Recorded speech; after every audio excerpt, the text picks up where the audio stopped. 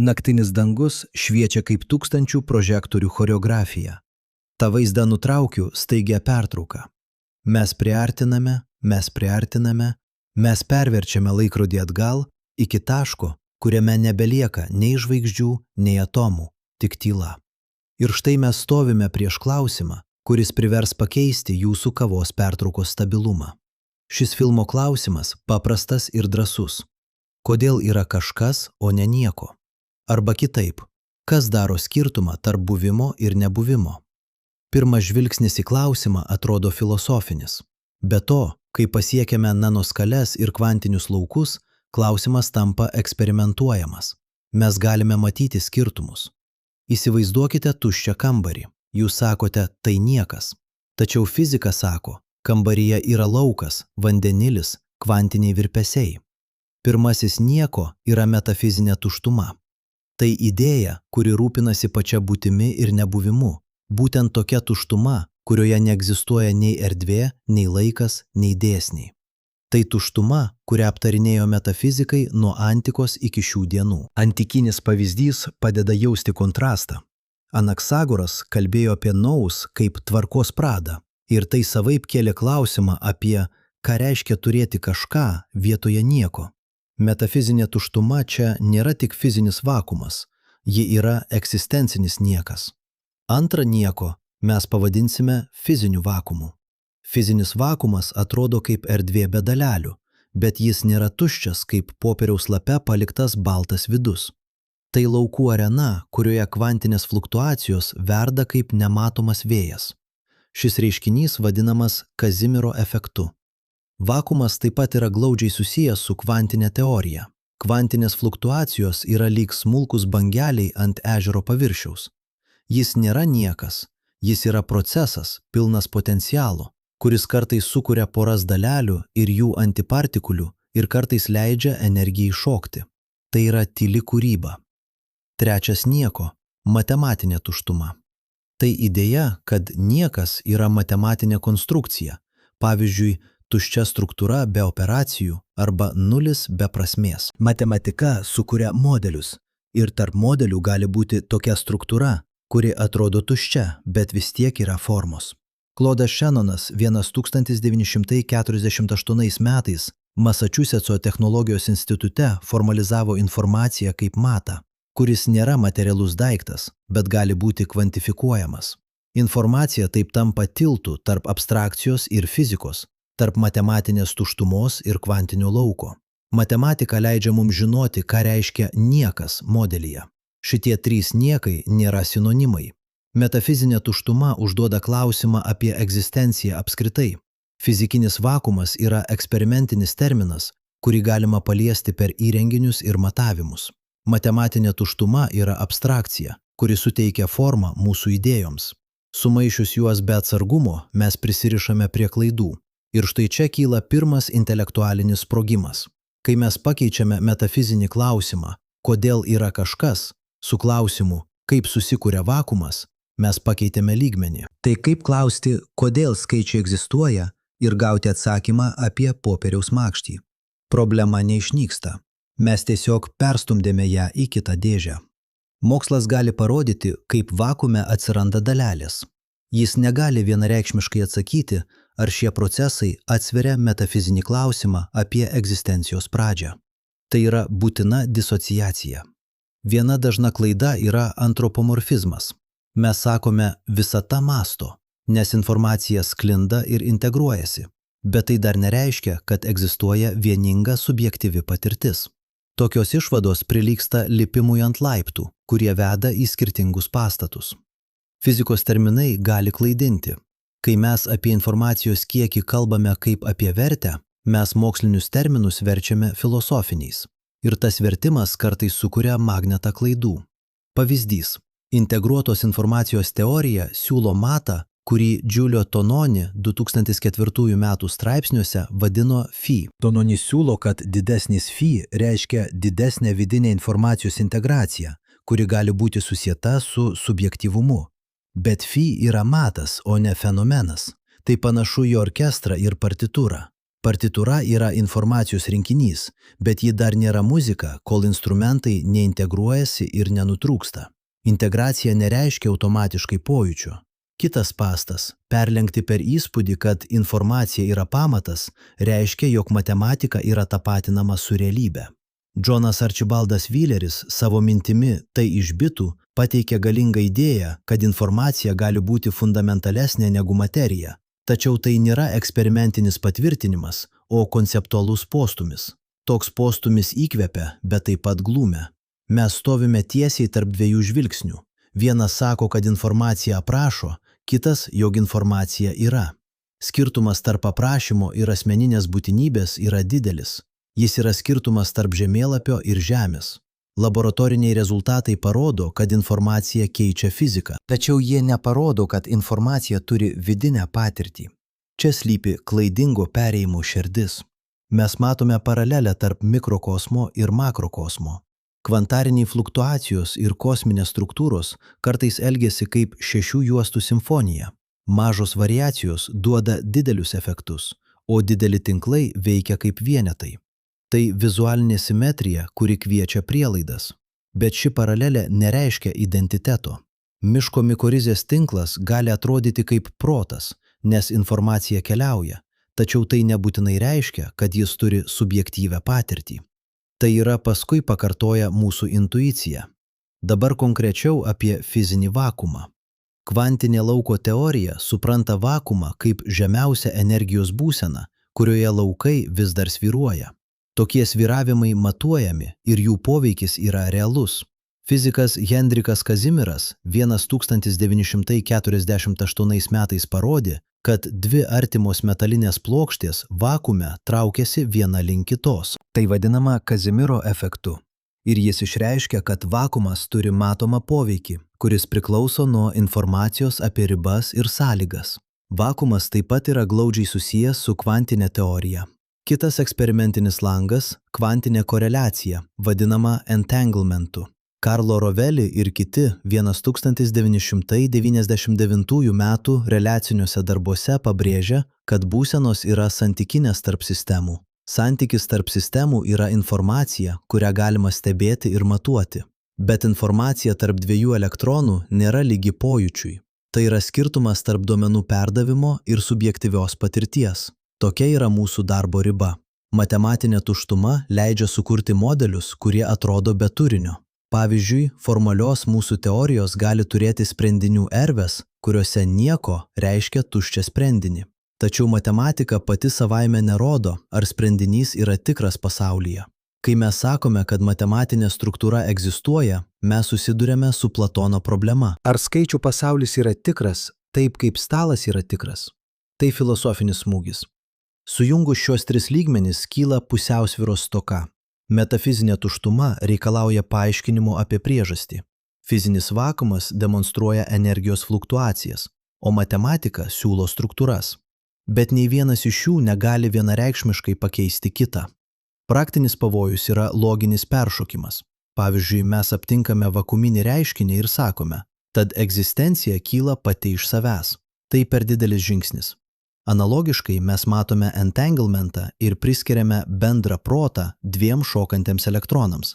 Bet elektrono būsenos koreliacija nėra sąmonė, ji yra koreliacija. Filosofija siūlo radikalų sprendimą. Sąmonės elementai egzistuoja plačiai, gal net visur. Filipas Goffas ir Galenas Strawsonas šiame amžiuje pateikė oftas argumentų grandines, kurios reikalauja dėmesio. Tačiau panepsiškumas susiduria su kombinacijos problema, kuri yra ne tik matematinė. Kombinacijos problema sako, kaip daug mažų proto dalelių sujungtos į vieną subjektyvų patyrimą. Jei kiekviena fizinė dalis turi kažkokią minkštą patirtį, kaip jos kartu sukuria vieną aš, tai klausimas, kuriam reikia aiškių mechanizmų. Giulio Tononi integruotos informacijos teorija siūlo vieną kelią su savo phi matu. Tononi 1999 metais ir vėlesniais darbais bandė kiekybiškai įvertinti integraciją. Tačiau phi dar nėra tiltas tarp lygmenų. Išmatuoti informaciją yra vienas dalykas, išmatuoti patirtį kitas. Mes rizikuojame supainioti matavimus su jų prasmėmis. Suderinti fizinį ir metafizinį lygmenis reiškia pateikti papildomą ontologinį žingsnį. Vadinasi, turime aiškiai pasakyti, kur baigėsi mokslas ir prasideda interpretacija. Tai yra intelektualinė disciplina. Dažnai medijos supaprastina ir sako, moksliškai įrodyta, kad visata mąsto. Tai pavojinga sakyti paprastai. Tokios frazės sujungia 3 lygius į vieną, neįrodyta teiginę. Mokslas siūlo instrumentus, bet ne visada spalvų laikmeną. Filosofija pateikia klausimus, bet ne eksperimentus. Abu lygiai yra būtini, bet jie nėra identiški. Taigi, kaip mes dirbame atsargiai? Pirmiausia atskirti, kada kalbame apie lauko su fluktuacijomis, o kada apie subjektinę patirtį. Toliau naudoti aiškius terminus. Antra, neužmiršti prielaidos, kad kiekviena metafizinė išvada reikalauja papildomų empirinių ar koncepcinių tiltų. Trečia, vengti antropomorfizmo ir patogumo. Vizualinis antrasis katechesis. Tarkime, jūs matote kosminį internetą, kuriame galaktikos tampa mazgais, o informacija teka kaip srovė. Tai įspūdis, kuriam lengva pasiduoti. Jis primena tiek miško mikorizę, tiek neuronų tinklą. Tačiau vaizdas yra tik vaizdas. Mikro ir makro panašumas yra pagundos vieta. Jei du fenomenai turi panašią struktūrą, mes natūraliai norime pritaikyti vienos lygmens išvadas kitam. Bet struktūrinė panašumas nėra ontologinė tapatybė. Galiausiai mus apima klausimas, kuris įveda netikėtą tylą į salę. Jei mes perskirstome niekus ir suvokiam jų skirtumus, ar mes priartėjome prie atsakymo, ar mes tik pervardijome problemą? Kodėl yra kažkas, o ne nieko? Arba kitaip, ką mes reiškiame, kai sakome kažkas? Šis filmas grasina ne išdavystėmis, o pratęsimu. Mes sugrįšime su naujais įrankiais, griežtais pripažinimais ir drąsiais klausimais. Įsivaizduokite, kad prieš jūs yra kambarys, visi langai uždaryti ir jis kažkodėl atrodo tuščias. Jūs uždegate žvakę, užuodžiate dūmus ir atrodo, kad kambarys pripildytas dalelių. Bet kai užgesinate žvakę, niekas nesikeičia. Kas šitame kambaryje yra niekas, o kas yra kažkas? Dabar perkelkite tą minties eksperimentą į kosmosą ir padarykite kambarį begaliniu. Tokia prielaida laužo mūsų intuityvią idiomą. Tuščia nereiškia nieko. Tai pirmasis slenkstis. Vakuumas fizikoje neegzistuoja kaip absoliuti tuštuma. Jis yra būsena laukų su nuolatinėmis fluktuacijomis. Sakome laukai, bet ką tai reiškia paprastai? Įsivaizduokite vandens paviršių, kuris visur vienodas, bet kuriame taške jis gali banguoti. Panašiai laukai užpildo erdvę ir net mažiausi jų virpesiai turi energiją. Ši energija vadinama vakuuminėmis fluktuacijomis ir ji turi konkrečius matomus pėdsakus fizikoje. Fizikas Willisas Lambas 1947 metais savo eksperimentu parodė, kad kvantinė elektrodinamika turi įtakos atomų energetiniams lygiams. Tai buvo pirmas rimtas signalas, kad tuščia vieta veikia atomus. Ji ne tik yra fonas, ji keičia matuojamus dydžius. Ir štai čia ne metafora. Vakuumas reiškiasi kaip pakeista spektrinė linija, kurią galima apskaičiuoti ir pamatuoti. Hendrikas Kazimiras 1948 metais pasiūlė eksperimentinę mintį, kuri iškart tapo klasika. Jis apsvarstė 2 lygiagrečias plokšteles erdvėje ir apskaičiavo, kad tarp jų atsiranda jėga nukreipta ją suartinti, nes tam tikros elektromagnetinės bangos ten negali egzistuoti. Šis efektas, vėliau pavadintas Kazimirio efektu, parodė, ribojant laukų režimus, vakuumo energija realiai veikia kūnus. Paklauskite, tai ne abstrakti teorija, tai matomas stumtelėjimas. Fizikas Stevenas Lamoro 1997 metais Los Alamoso nacionalinėje laboratorijoje atliko eksperimentą, kuris aiškiai užregistravo Kazimirio jėgą. Eksperimentas rodė, kad atstumai tarp objektų gali sukelti skirtumus vakuume esančių modų tankyje ir tai aptinkama kaip tikra jėga. Įsivaizduokite 2 plokšteles kaip 2 arkos ant ežero. Vanduo tarp jų negali suktis kaip paprastai, todėl paviršiaus įtempimas jas traukia kartu. Tačiau čia nėra vandens. Tai laukai ir kvantinės galimybės, kurios sąlyginai supaprastina mūsų suvokimą. Vaizdas padeda. Vakuumas elgiasi kaip turtingas laukas, pilnas galimybių, kurių dalis tampa realybės dalimi, kai sąlygos pasikeičia. Trumpas mokslinis užuominas. Kvantinė lauko teorija aprašo kiekvieną lauko modą kaip kvantinį osciliatorių. Net žemiausioje energijos būsenoje šie osciliatoriai turi nulines taškines fluktuacijas, kurios sudaro vakuuminę energiją. Kazimirio efektas yra tiesioginis tokių fluktuacijų diferencinis pasekmių atpažinimas ribotose erdvėse. Bet štai ir prasideda klaidingos inferencijos pavojus. Kai matome, kad vakuumas turi energiją ir kad ši energija kūnams sukelia jėgą, lengva pasakyti, visata turi energiją, taigi ji turi kažkokią mentalią savybę. Ir štai čia reikia sustoti ir nubrėžti ribą tarp fizikos atradimo ir filosofinės interpretacijos. Pradėkime nuo griežto termino patikslinimo. Vakuumas kvantinės teorijos prasme reiškia tokį laukų būvį, kuriame nėra laisvų dalelių, bet yra fluktuacijų ir užpildytos nulinės taškų energijos. Tai nėra nei sąmonė, nei informacija savaime. Tai yra energijos sklaida, kurią laukai palaiko kaip būklę. Metafora vėl padeda, bet tik kaip duris, o ne langas į tikrovę. Jei vadinsime vakuumą tamsiu orkestru, kuris tyli, bet kurį galima pripildyti garsų, vis tiek neturime teisės sakyti, kad orkestras galvoja. Fizika mums leidžia skaičiuoti garsus, bet neduoda tiesioginio priėjimo prie sąmonės turinio. Grįžkime prie Kazimirio eksperimento ir pažiūrėkime giliau, ką jis iš tiesų įrodo. Kazimirio efektas konkrečiai sako, ribojant erdvinės sąlygas, sumažėja tam tikrų vakuumo modų prieinamumas ir skirtumas tarp išorės ir vidaus energijų sukuria matomą jėgą. Tai yra kvantinis lauko teorijos prognozė, kurią patvirtina empiriniai matavimai. Ir tai paverčia vakuumą konkrečiu fiziniu objektu, o ne vien abstrakcija. Eksperimentinė pusė šiame paveiksle yra kritinė. Stevenas Lamoro ir kiti tyrėjai 1990 ir vėlesniais metais parodė, kad Kazimirio jėga yra matuojama, pakartojama ir atitinka teorinius skaičiavimus per tam tikras ribas. Tai suteikia vakuumui statusą, kuris yra ne tik matematinis triukas, bet ir inžinerinė realybė, svarbi nanotechnologijoms ir mikrosistemoms.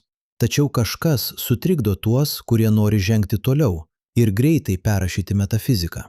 Kazimirio efektas nedemonstruoja, kad vakuumas turi intencijas ar patyrimą. Tai rodo, kad energija ir jėgos gali kilti iš lauko kvantinių savybių, bet patirtis nėra matuojama jėga. Taigi, pereikime prie kito svarbaus argumento, kuris dažnai naudojamas, kai kalbama apie visatos protą. Idėja apie nulinę bendrąją energiją. Kai kurie fizikai ir filosofai pasiūlė, kad visatos teigiama masės energija gali būti tiksliai subalansuota neigiama gravitacinė energija. Todėl visos visatos energija galėtų būti lygi nuliui. Ši idėja suteikia elegantišką ekonomiją.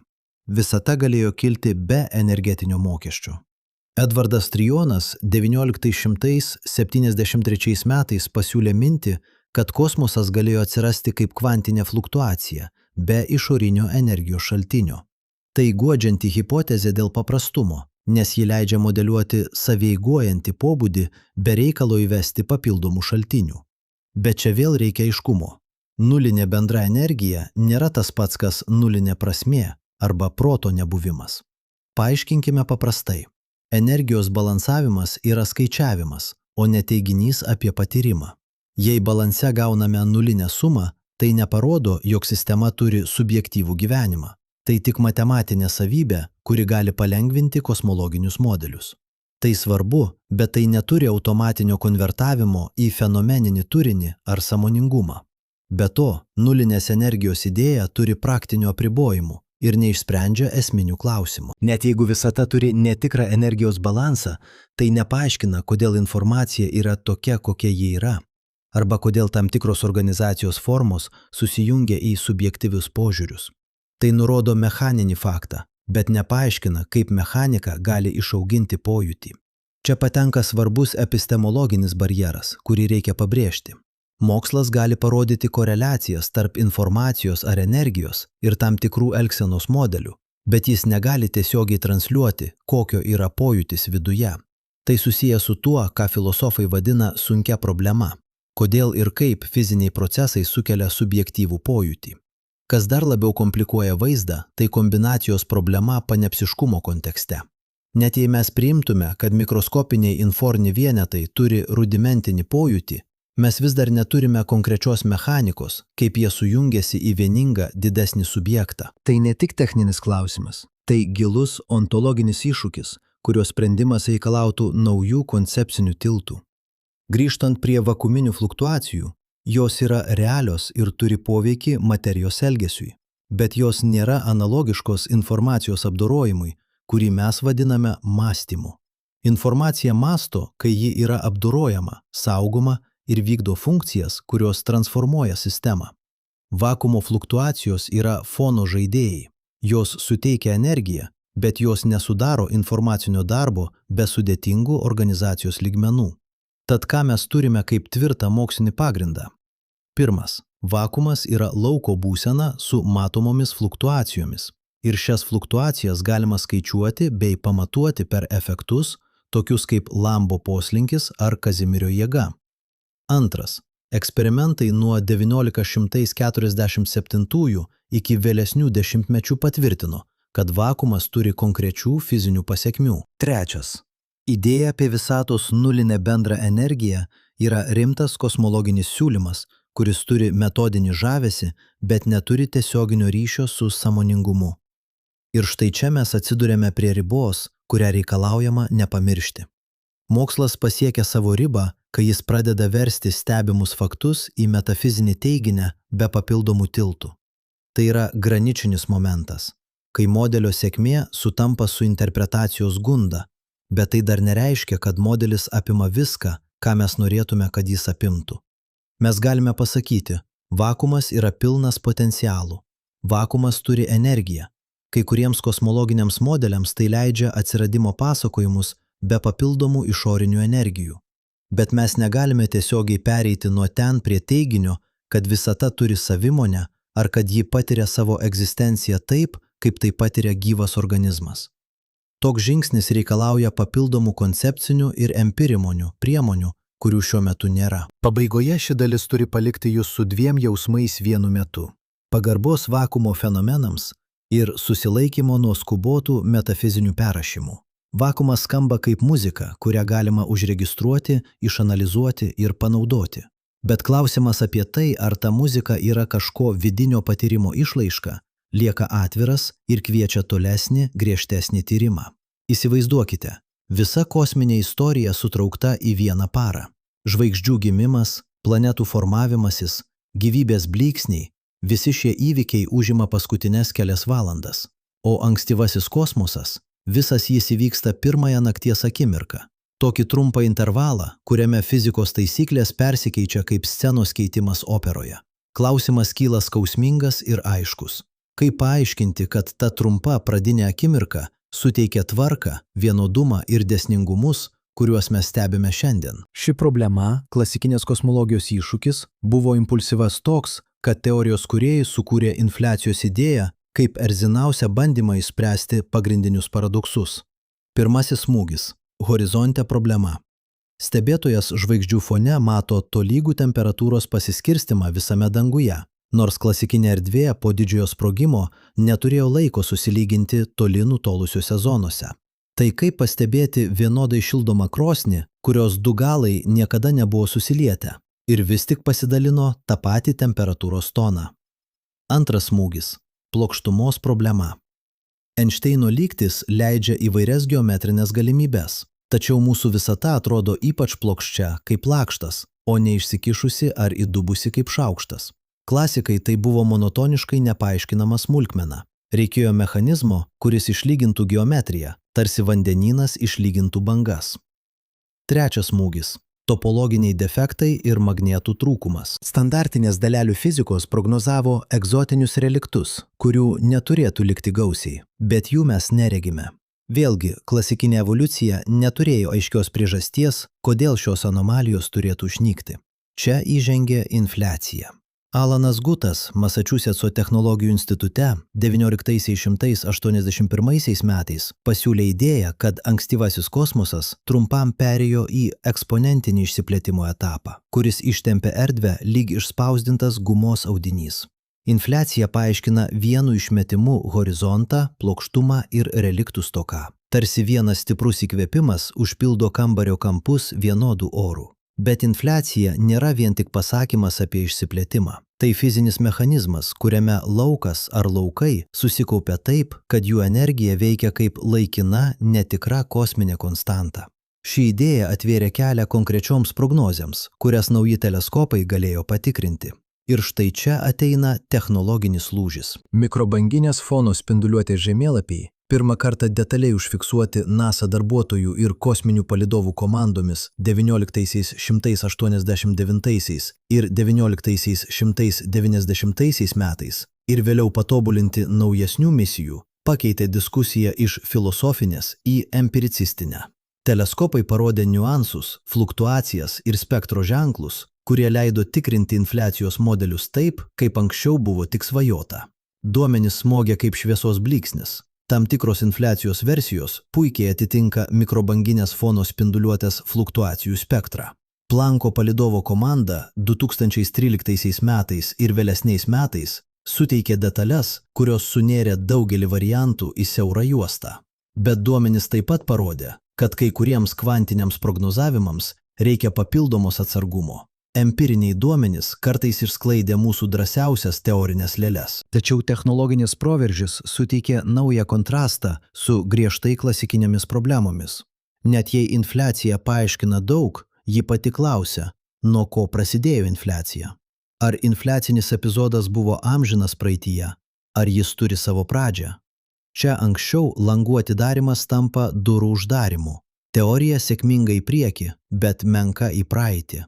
Būtent tokiame fone atsirado Borde-Gut-Vilenkin teorija. Fizikai Arvindas Borde Tufto universitete, Alanas Gutas Masačusetso technologijų institute ir Aleksandras Vilenkinas Tufto universitete 2003 metais suformulavo tvirtą matematinį argumentą, kuris apribojo infliacijos ateitį ir praeitį. Jų teorema kartais supaprastinamai interpretuojama kaip infliacija negali būti amžina į praeitį. Tačiau tai reikalauja tikslumo. Teorema teigia konkrečią geometrinę netęstinumą, o ne metafizinį sukūrimą. Kas tiksliai tvirtinama? Borde, Gutas ir Vilenkinas parodė, kad jei vidutinis kosminio išsiplėtimo greitis per tam tikrą istorijos trajektoriją yra teigiamas, toje trajektorijoje negalima pratęsti į praeitį neribotai. Kitais žodžiais, jei visuma plėtėsi vidutiniškai teigiamai, žiūrint geodeziniais keliais atgal, mes susidurėme su ribotu laiku arba pastumėjimu, o ne begalybę į praeitį. Bet labai svarbu, ką ji nepasako. BGV teorema nenurodo, kas buvo prieš šią ribą. Ji nenurodo, kad buvo niekas arba laisvas pasirinkimas. Ji nenurodo konkretų kvantinį pradžios mechanizmą ar ontologinį sukūrimą.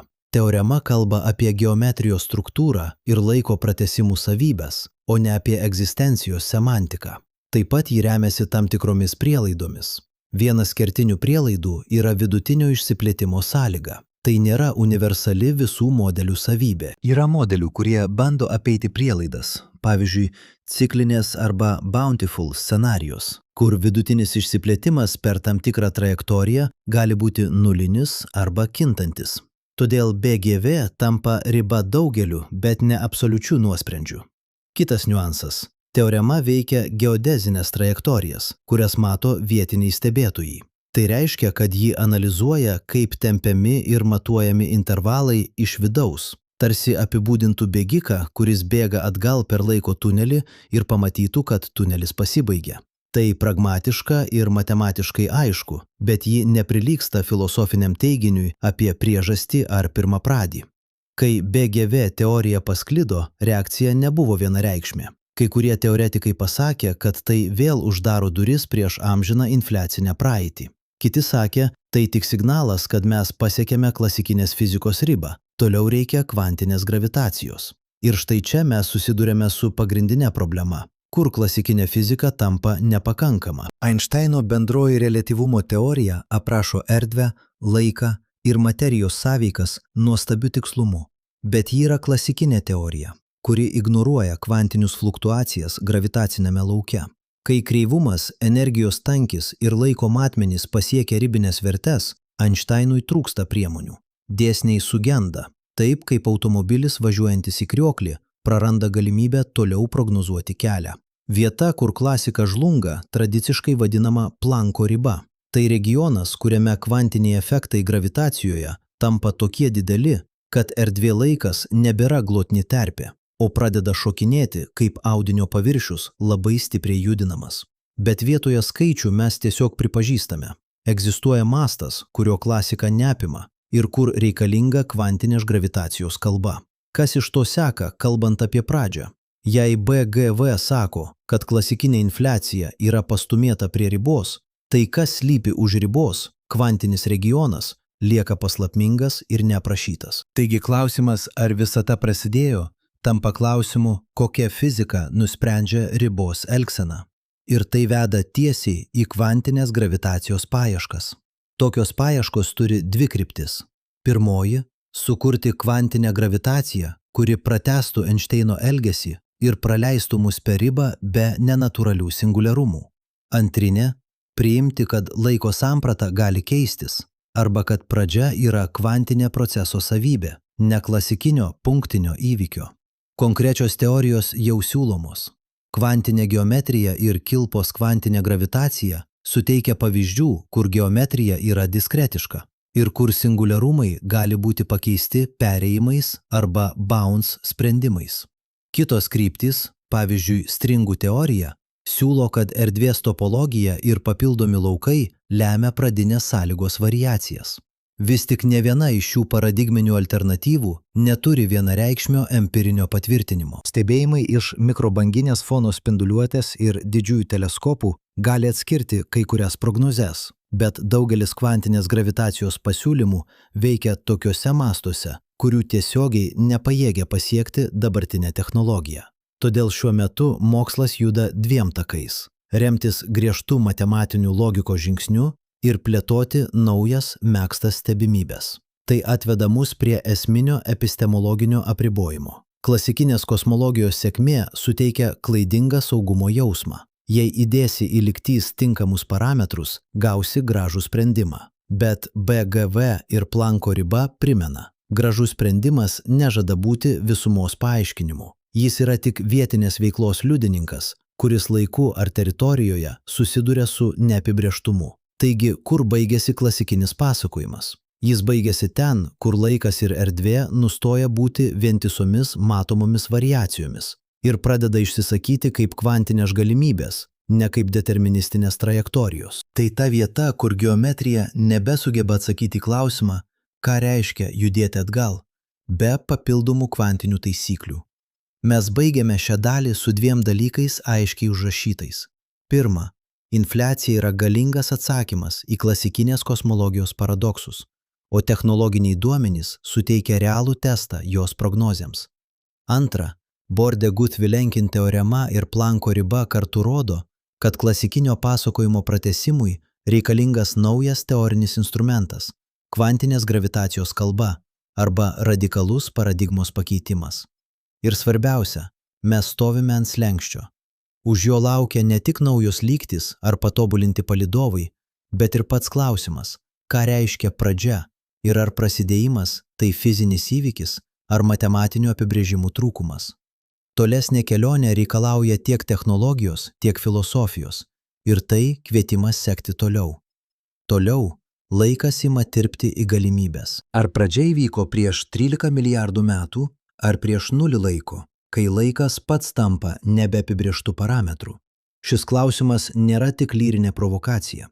Jis reikalauja, kad mes pasirinktume matematinius pasakojimus, kurie pakeis mūsų supratimą apie pradžią.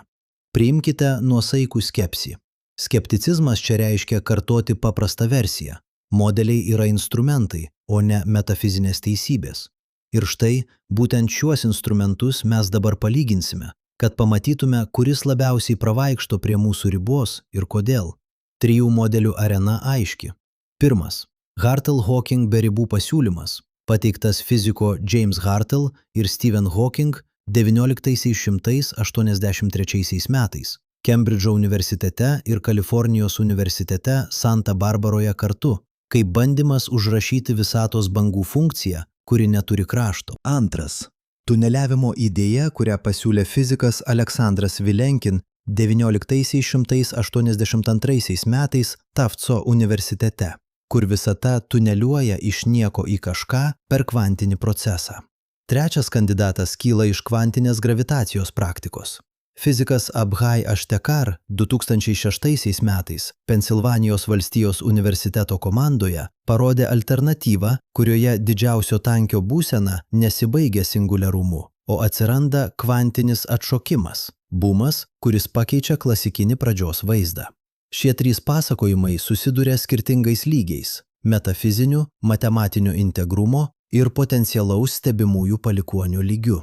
Pradėkime nuo Hartley-Hawking intuityvaus vaizdo. Hartley ir Hawking 1983 metais pasiūlė pažiūrėti į visatos bangos funkciją kaip į integralę per visas įmanomas geometrijas, bet pakeitė laiko rodiklę į išlygintą euklidinį režimą, kad kvantinis integralas taptų tvarkingesnis. Idėja tarsi sakytų, vietoj to, kad laikas turi pradžią kaip aštrų kampą, jis pereina į kažką panašaus į sferą, kur nėra kraštų. Įsivaizduokite Žemės paviršių. Nėra ten aštraus krašto, kuris staiga baigtųsi. Paviršius užsidaro pats į save. Hartley-Hawking vaizduoja kvantinę erdvės laiko istoriją panašiai, be atviros ribos, o pradžia yra reguliarus pereimas į neveikiantį laikinį režimą. Techninis terminas čia yra euklidinis režimas, pereimas į imatinį laiką. Tai yra laiko ašies rotacija į imaginarų ašių, kurią naudoja kvantinių kelių integralų skaičiavimuose, kad integralai taptų valdomi ir pradinių visatos bangos funkcijų sąlygos būtų aiškiau apibrėžtos. Tai nėra tik matematinė gudrybė. Tai radikalus būdas pasakyti, kad pradžia gali būti ne singularumas, o glotni sąlyga. Bet čia kyla klausimas, kurį užduoda skeptikas. Ar matematinis komfortas prilygsta fiziniam tikrumui? Ir ar be ribų vaizdas duoda testuojamas prognozes? Atsakymas yra sudėtingas. Hartley-Hawking modelis suteikia priemonės prognozuoti tam tikrą tikimybę skirtingoms visatos istorijoms, bet vertinimas priklauso nuo parinkto integralo apribojimo. Eidami toliau, pažvelkime į Vilenkin tuneliavimo pasakojimą. Aleksandras Vilenkin 1982 metais pasiūlė aiškesnį kvantinį naratyvą. Visata gali tuneliuoti iš būsenos, kurioje nėra erdvės ir laiko, į klasikinių požiūrių išplėtotą visatą. Tuneliavimo metafora ateina iš kvantinės mechanikos, kur dalelė kartais prasimuša per potencinę sienelę, nors klasikinės taisyklės tai draustų. Vilenkinas davė aiškę mintį apie kūrimą iš nieko. Jo pasiūlymas remiasi idėja, kad kvantinės fluktuacijos gali generuoti visatą kaip vienkartinį kvantinį įvykį, suteikiant jai pradinės sąlygas, kurios vėliau evoliucionuoja į didelės skalės struktūras. Tai patrauklu, nes kalba tiesmukai apie kūrimą, o ne apie abstrakčią geometrijos regularumą. Skeptikas tuomet klausia, ką reiškia niekas? Vilenkinas atsako per kvantinės lauko mechanikos terminus, bet filosofinė įtampa lieka. Ar kvantinis niekas turi struktūrą? Ar jis yra tik potencialumas, bet tikros ontologinės svorio? Šis nepatogus taškas yra labiausiai susijęs ne su matematika, o su metafizika, kurią modeliai priverčia mus atverti. Tolesnė ekstremali alternatyva atsiranda iš kvantinės geometrijos tyrimų. Abhai Ashtekar ir jo bendraautoriai 2006 metais pasiūlė, kad klasikinis singuliarumas gali būti pakeistas kvantinę faze, kurios metu kosmosas atsoka į kitą fazę. Tai yra, didžiojo sprogimo vietoje stovi didysis atšokimas. Šis modelis daro fizinį darbą. Jis konkrečiai keičia lygčių elgseną didžiausio tankio sąlygomis. Atvaizduokite ritę, kuri suspaudžiama ir vėl išsiplečia. Užuot turėję aštrią susitraukimo pabaigą, turime minkštą posūkį, kuriame kvantinės geometrijos savybės perima vedlių vaidmenį. Tai suteikia patrauklę alternatyvą singuliarumui ir leidžia laiko tęstinumą per anksčiau ir po ribą. Bet kaip palyginti šias tris idėjas tarpusavyje? Hartley-Hawking siūlo geometrijos reguliarumą ir estetiškai patrauklę be ribų istoriją. Vilenkin duoda kvantinį kūrimą per tuneliavimą, o Ashtekar siūlo dinaminį atšokimą be singularumo. Kiekvienas variantas sprendžia klasikinės kosmologijos problemą kitu būdu. bet mes turime išsirinkti pagal aiškumą, prognozuojamumą ir susiejimą su eksperimentu. Pradėkime atranką nuo aiškumo. Hartle-Hawking pasiūlymas yra aiškus matematiškai ir leidžia konstruoti visatos bangos funkciją per kelių integralus, kurie turi apibrėžiamą reikšmę euklidiniame režime. Vilenkin tuneliavimas yra intuityvus, bet priklauso nuo pasirinktos interpretacijos, kas tiksliai yra pradininė kvantinė būsena. Toliau prognozuojamumas. Hartle-Hawking metrika linkusi duoti tam tikras tikimybės, kurios priklausomai nuo svorių gali net vesti prie didelės infliacijos tikimybės be papildomų prielaidų, kaip parodė keli vėlesni analizės darbai. Vilenkin argumentuoja kitaip ir teigia, kad tuneliavimo sąlygos natūraliai palaiko infliacinę pradžią, tačiau tai priklauso nuo detalios bangos funkcijos formulės. Empirinė ryšio trūkumas yra kertinis.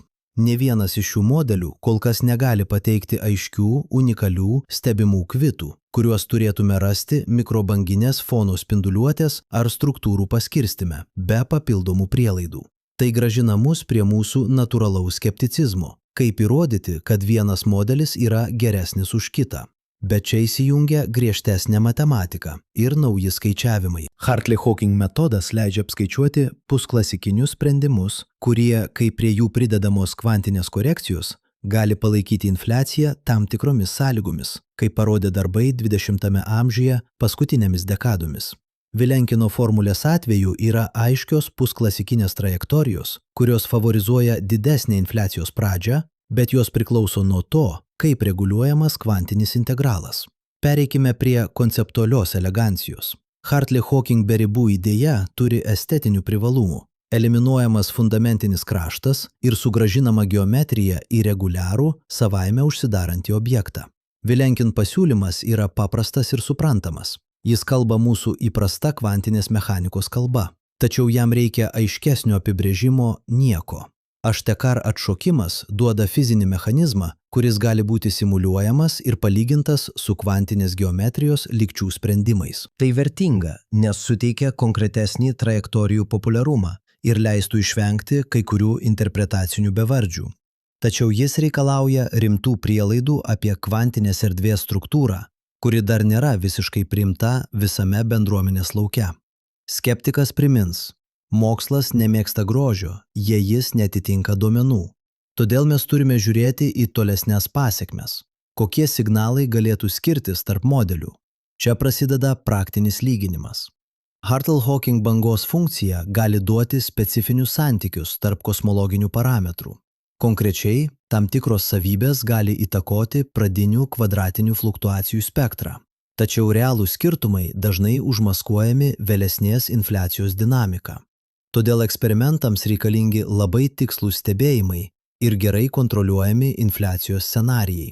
Vilenkin tuneliavimo metu pradinės sąlygos gali būti intensyviau suspaustos link infliacijos, kas teoriškai turėtų padidinti tikimybę pastebėti tam tikrus signalo komponentus. Tačiau vėlgi, smulkios detalės priklauso nuo pradinio lauko pasirinkimo ir nuo to, kaip mes reguliuojame kvantinius matavimus.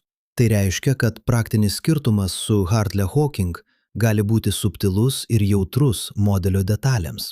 Aštekar atšokimas siūlo galimus ženklus susijusius su kvantinėmis korekcijomis didelio tankio fazėse. Kai kurios prognozės nurodo kitaip formuotą tiek mikrofluktuacijų spektrą, tiek galimus anksčiau egzistavusių fazių palikimus. Šie ženklai yra subtilūs, bet jie turi aiškesnį mechanistinį šaltinį nei metaforiškesnis be ribų pasakojimas. Žiūrėdami į visumą, koks yra mūsų filtras, kai atsirenkame. Mes ieškome modelio, kuris derina matematinį vientisumą, aiškumą interpretacijoje ir bent potencialą gaminti testuojamus signalus. Iš šio 3 taškų filtro kyla pirminė stotelė. Pirmas atrankos ženklas, ar modelis natūraliai pašalina singularumą. Hartle-Hawking tai daro per geometrijos reguliaciją. Vilenkin tuneliavimas taip pat išvengia formalios singularumo būtinybės, nors jo pasakojime išlieka ontologinis nieko klausimas. Aštekar atšokimas gali būti laikomas praktinė singularumo eliminacija, nes kvantinės lygtis pakeičia diverguojančią klasiką. Tai suteikia realų mechanizmą, o ne tik matematinę aplinkybę. Todėl iš singuliarumo naikinimo skyriaus Ashtekar gauna stiprų privalumą. Antras atrankos ženklas.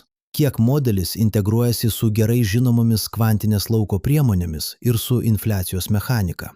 Hartel-Hawking natūraliai įsiterpia į kelių integralų formalizmą, kuris yra plačiai naudojamas lauko teorijoje. Vilenkin taip pat remiasi kvantinės mechanikos analogą, tad abu turi tvirtą bazę. Ashtekar metodas reiškia žymų perėjimą prie diskretesnės geometrijos požiūrio ir reikalauja naujų priemonių, bet jis jungia tiesiogiai prie kvantinės gravitacijos. Tai reiškia, kad jis yra arčiau pilno kvantinės erdvės vaizdo, bet tuo pačiu sudėtingesnis susijęti su tradiciniais lauko modeliais. Tai minusas ir pliusas vienu metu. Trečias atrankos ženklas – interpretacinis paprastumas. Vilenkin pasiūlymas laimėja dėl naratyvinio paprastumo. Pasaulis atsirado per kvantinį tuneliavimą. Hartel-Hawking reikalauja priimti euklidinį laiką ir konceptualiai apleisti klasikinio laiko pradžios idėją. Ashtekar atšokimas yra intuityvus tiems, kurie priima kvantinės korekcijas kaip realų fizinį mechanizmą, bet jis reikalauja priimti, kad erdvės geometrija yra diskretiška arba kitaip modifikuota. Tai nėra akivaizdu mūsų laiko intuicijai, tačiau tai yra stiprus mokslinis pasiūlymas, kuris sutampa su bandymai sujungti kvantą ir gravitaciją. Taigi, interpretacinio paprastumo varžybose tuneliavimas dažnai laimi. Atmeskime triukšmą ir susitelkime į esmę. Kuris modelis geriausiai atitinka kriterijus – eliminuoti singuliarumą, turėti skaidrią interpretaciją ir pasiūlyti testuojamas pasekmes. Nė vienas modelis nepasiekia visko tobulai. Kiekvienas turi stiprių ir silpnų pusių, bet jei privalome išskirti vieną silpną lyderį, kurį pasirinkti.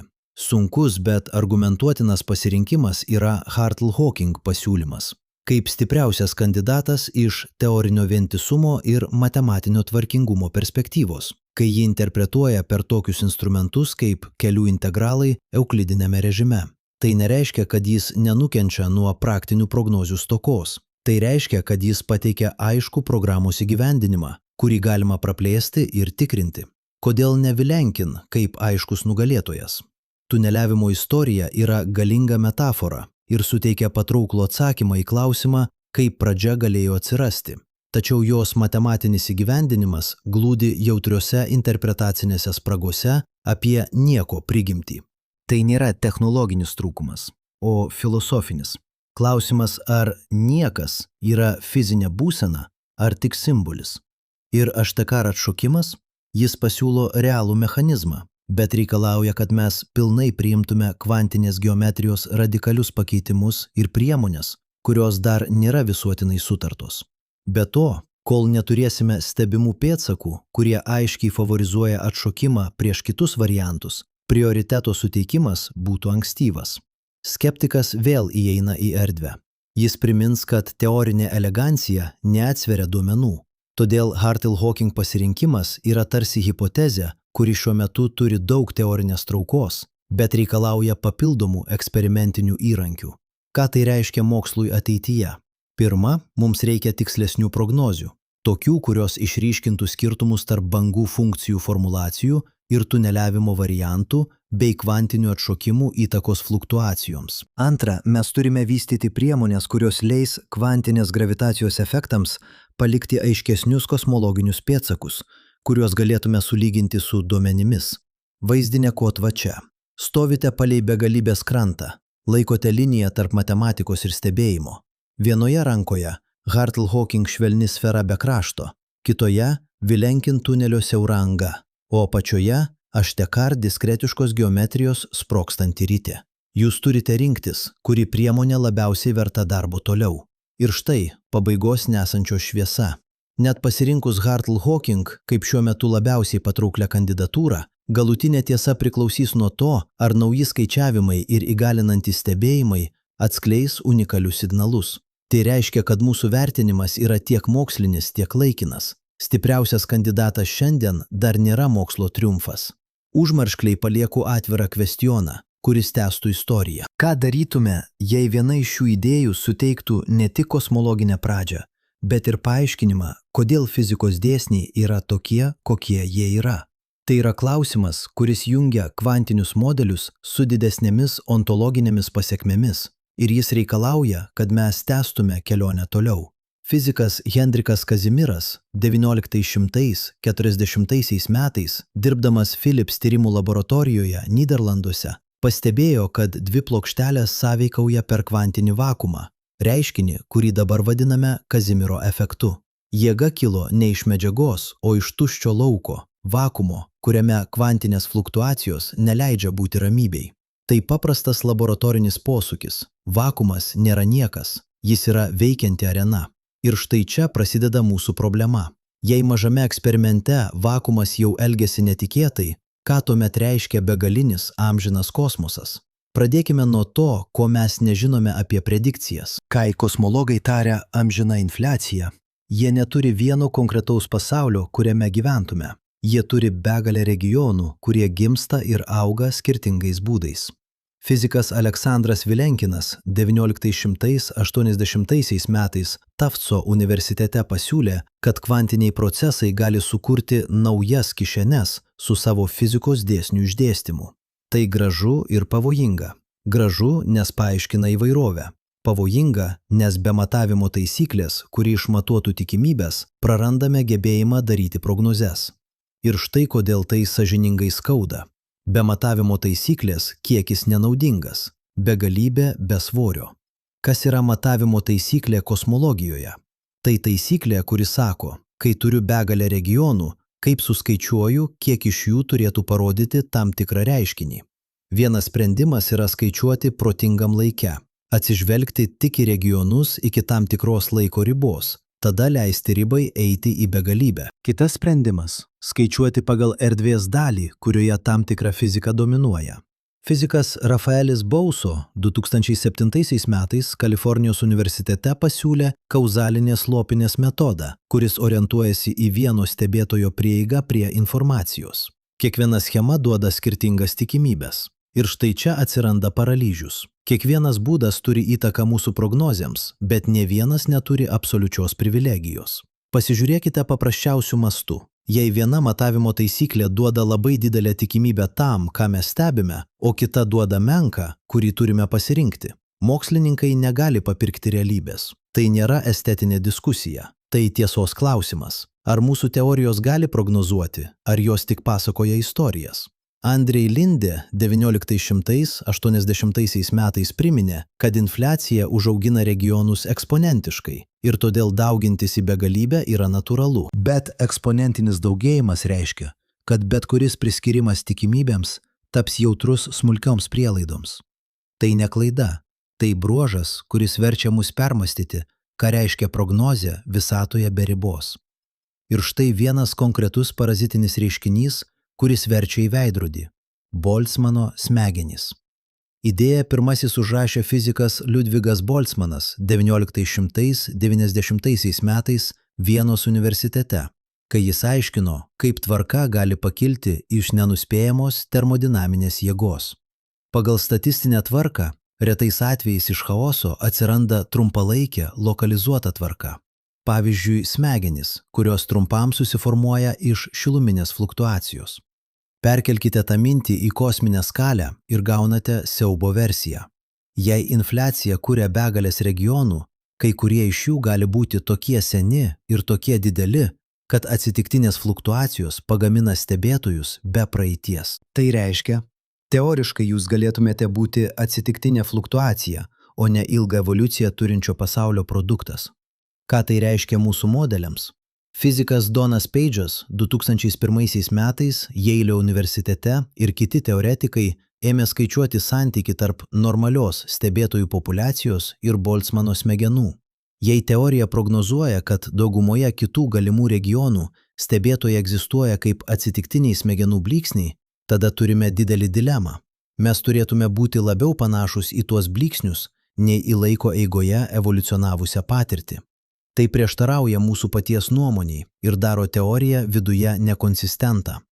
Svarbus principas moksluose yra, kad teorija neturėtų teigti, jog jūsų paties stebėjimas yra neįtikėtinai netikėtinas.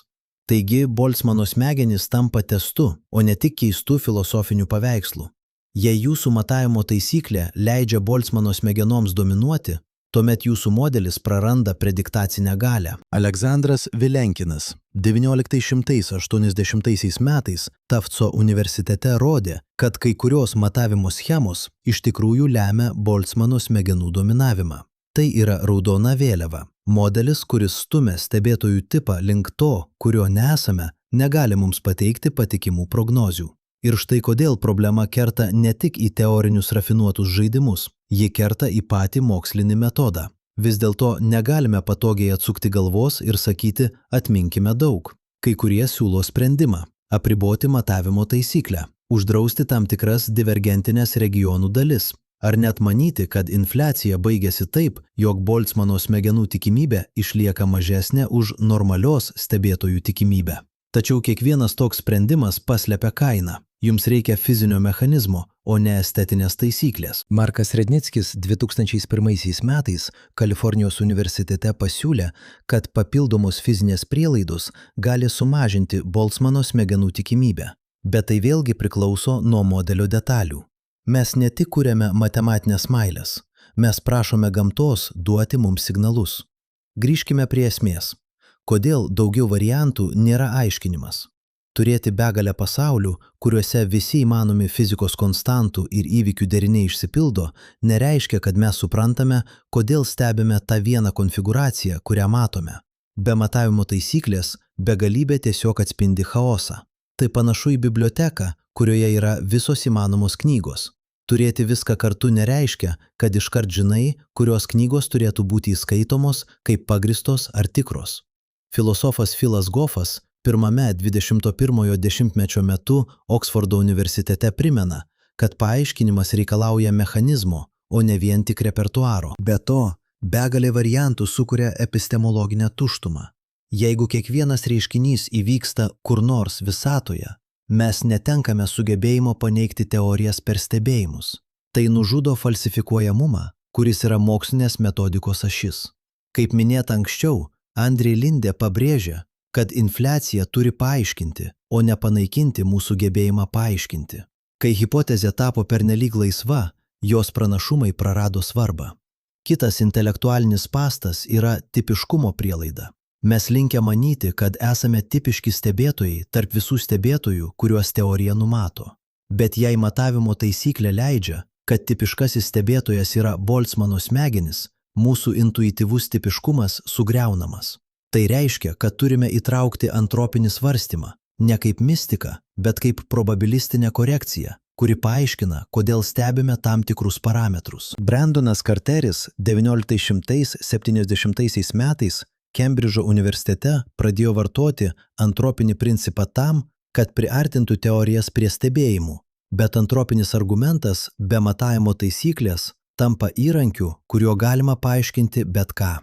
Taigi, kokios išeitys? Viena kryptis – palikti globalų vaizdą ir koncentruotis į lokalias priemonės, kurios skaičiuoja tik tai, ką gali pasiekti vienas stebėtojas ar vienos kaiminystės kauzalinės lopinės. Rafaelis Buso 2007 metais Kalifornijos universitete parodė, kad tokie lokalūs sprendimai gali slopinti Boltzmano smegenų dominavimą. Kita kryptis – įvesti fizinį laiko arba erdvės pjūvį, kuris natūraliai nutraukia begalybę.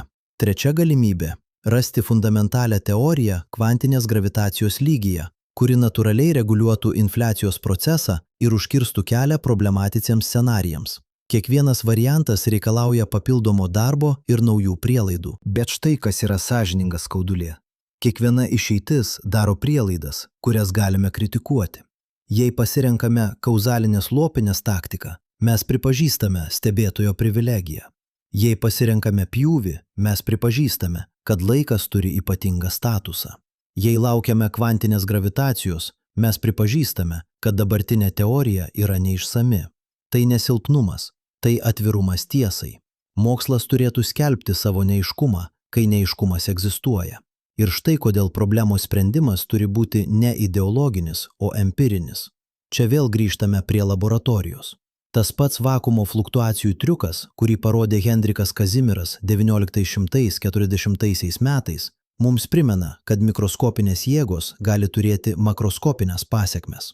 Jei mes kada nors sugebėsime rasti kosmologinius atsitiktinių fluktuacijų pėdsakus arba jų stoką, mes gausime gyvą testą. Astronomai, dirbantys su kosminė mikrobanginė spinduliuote ar didžiųjų struktūrų pasiskirstimu, gali iššifruoti mažas anomalijas, kurios palankios vienam arba kitam matavimo kriterijui. Mokslas nėra ramybė. Tai nuolatinis sugebėjimas pasiūlyti skirtumus, kuriuos gali patikrinti stebėjimas. Ir vis dėlto, net kai mes įvedame priemones ar siūlome injekcijas į teoriją, lieka filosofinis balsas, kuris klausia, ar begalybė variantų yra paaiškinimas? Ne, paaiškinimas reikalauja schemos, kuri sieja modelio prielaidas su mūsų stebėjimais per nuoseklias testuojamas prognozes. Be to, paaiškinimas turi išvengti savęs paneigimo. Jis neturi teigti, kad mes esame netikėti stebėtojai, jei patys stebėjimai prieštarauja tam teiginiui. Tai griežtas reikalavimas, o ne filosofinis prieskonis. Galiausiai klausimas, kurį palieku jums šiuo metu. Jei infliacinė multivisata leidžia begalės pasaulių, o problemos matavimo taisyklė ir Boltzmano smegenys verčia mus rinktis tarp įvairių taisyklių, kur mes padedame savo pasitikėjimą? Ar mes duodame prioritetą matematikos elegancijai, ar reikalaujame, kad teorija laikytųsi mūsų pačių patirties kaip būtino patikimumo bandymo? Jūs stovite prie pasirinkimo ribos, kurioje vienoje pusėje yra begalybė, o kitoje griežta reikalavimo sistema, kuri paverčia begalybę į kažką, ką galime patikrinti. Kurią ranką jūs laikote? Tiesiog dabar per jūs praeina kosminis pasakojimas. Fotono spindulys, išsiųstas prieš labai ilgą laiką, pasiekia jūsų akis ar jūsų ekraną ir jis neša informacijos apie visatos plėtimąsi. Ir štai klausimas, kuris traukia šį skyrių. Kaip tie maži signalai, supernovų blyksniai, mikrobanginė foninė spinduliuotė, didžiųjų struktūrų tinklai verčia mus priimti įsitikinimą, kad visa erdvė užpildyta kažkuo, kas stumia ją tolyn. Tai veda tiesiai prie kosmologinės konstantos ir tamsios energijos. Bet kelias nuo stebėjimo iki prasmės vingiuotas ir skausmingas. Praėjimas į tiesą prasidėjo konkrečiais duomenimis. Astronomas Saul Perlmutteris XIX90–8 metais pabaigoje Lawrence Berkeley nacionalinėje laboratorijoje kartu su komanda pastebėjo, kad tolimos tipo IAA supernovos blėsta ne taip, kaip tikėjosi tradicinė kosmologija. Adam Rees XIX90–8 metais pabaigoje Space Telescope Science Institute ir Brianas P. Schmidtas XIX90–8 metais pabaigoje Australijos nacionalinėje observatorijoje Mount Stromlo patvirtino tą pačią anomaliją. Duomenys rodė, visata ne tik plečiasi, ji plečiasi pagreitėjančiai ir tam reikėjo naujo paaiškinimo. Bet kas yra tas paaiškinimas? Albertas Einšteinas XIX17 metų Berlyno universitete įvedė į lygtis papildomą terminą – kosmologinę konstantą, manydamas apie statinę erdvę. Jis vėliau pavadino tai savo didžiausia klaida. Tačiau 20-ame amžiuje kvantinė lauko teorija rodė, kad vakuumas nėra tuščia tuštuma. Jis trykšta virtualių dalelių fluktuacijomis, o jų energija turėtų gravitaciškai reikštis. Kai pritaikėme kvantinės lauko teorijos skaičiavimus prie gravitacijos, mes gavome energiją, kuri pagal teoriją turėjo būti milžiniška, o stebėjimai parodė, ji beveik nulio. Šitas skirtumas, kurio dydį galima apibūdinti maždaug kaip 120 laipsnių neatitikimą, tapo skaldančiu iššūkiu. Trumpas stabtelėjimas. Įsivaizduokite, kad prognozuojate, jog jūsų namo temperatūra bus tokia, jog galima būtų kepti, o termometras rodo šaltį. Tai ne tik smulkus neatitikimas. Tai pagrindinis signalas, kad kažkur mūsų teorijos neranda vienos svarbios dalies. Kvantiniai skaičiavimai traktuojami kaip patikimi mikroskopiniais masteliais, o Einšteino gravitacija kaip patikima makroskopiniais. Bet kai bandome juos suderinti, rezultatų skirtis tampa katastrofiškai didelis. Tai ne teorinis niuansas. Tai atvira spraga mūsų supratime apie realybės sluoksnius. Kodėl toks masto nesuderinamumas skaudina fiziką? Tokia neatitikimo amplitudė griauna principą natūralumo, kuris ilgą laiką padėjo orientuotis teorijų kūrime. Fizikos dėsniai neturėtų reikalauti susiklostimo be priežasties. Jie turėtų kilti natūraliai, be smulkių susiderinimų. Kai skirtumas tampa šimtais eilės kartų, nebelieka ramybės. Ar mes praleidžiame fundamentalų mechanizmą, Ar mūsų prielaidos apie matavimo ribas yra klaidingos? Fizikai pradeda jausti, kad jų instrumentai, matematika ir intuicija gali būti klaidingi kartu. Reakcijos į krizę buvo įvairios ir apima spektrą nuo mokslinės kuklumo iki drąsių hipotezių. Viena kryptis susitelkė į idėją, kad kosmologinė konstanta iš tikrųjų yra vakuuminė energija, o kodėl ji mažytė, tai arba tolesnis skaičiavimų niuansas, arba kažkokia kompensacija, kurią dar reikia atrasti.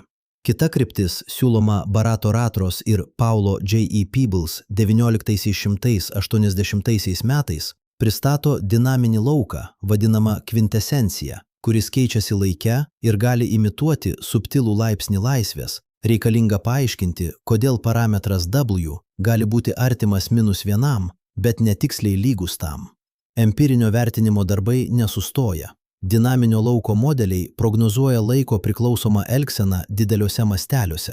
Tai reiškia, kad mes galime ieškoti skirtumų augimo greičiuose ir žemėlapiuose, kuriuos daro galaktikų pasiskirstimas ar lėtėjimas ar pagreitinimas raidoje.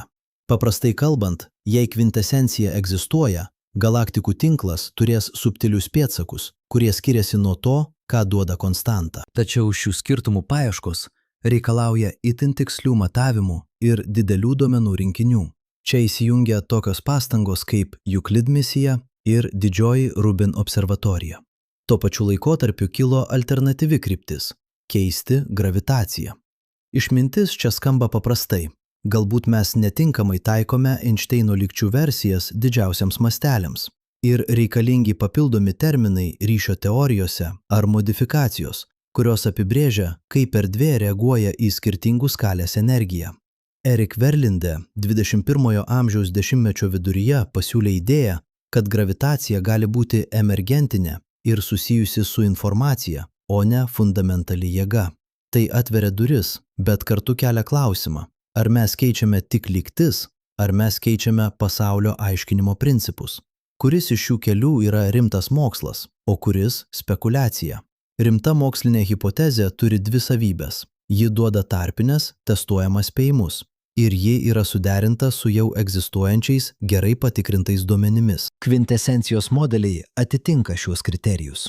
Juos galima įterpti į kosmologinės lygtis, jie keičia augimo istoriją ir mes galime palyginti su supernovomis, kosminė mikrobanginė spinduliuotė bei didžiųjų struktūrų matavimais.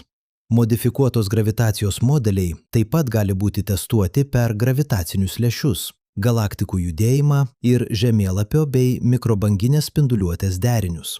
Tokiu atveju vertiname ne idėjos stilių, o jos prognozavimo galimybę. Spekulacijos yra tos idėjos, kurios gražios metaforiškai, bet neturi aiškių pranašumų prognozėse. Panepsiškumo arba kosmopsichiškumo idėjos, kad tam tikras informacijos integracijos lygmuo suteikia patyrimą visatai arba jos dalims, yra intriguojančios filosofiniu mastu. Jos atveria semantinį tiltą tarp informacijos ir patirties. Tačiau jas sunku transformuoti į eksperimentą, kuris aiškiai diskriminuotų tarp mechanikų. Kol jos neveda prie konkrečių falsifikuojamų prognozių, jos lieka vertingos kaip konceptualūs algoritmai, ne kaip fizikos instrumentai. Bet mokslas netoleruoja stagnacijos. Weinbergas 1980 metais Teksaso universitete Ostine pasiūlė antropinį argumentą. Jei visatos parametrai būtų kitokie, stebėtojai kaip mes galbūt neegzistuotų. Tai apriboja galimus kosmologinius scenarijus.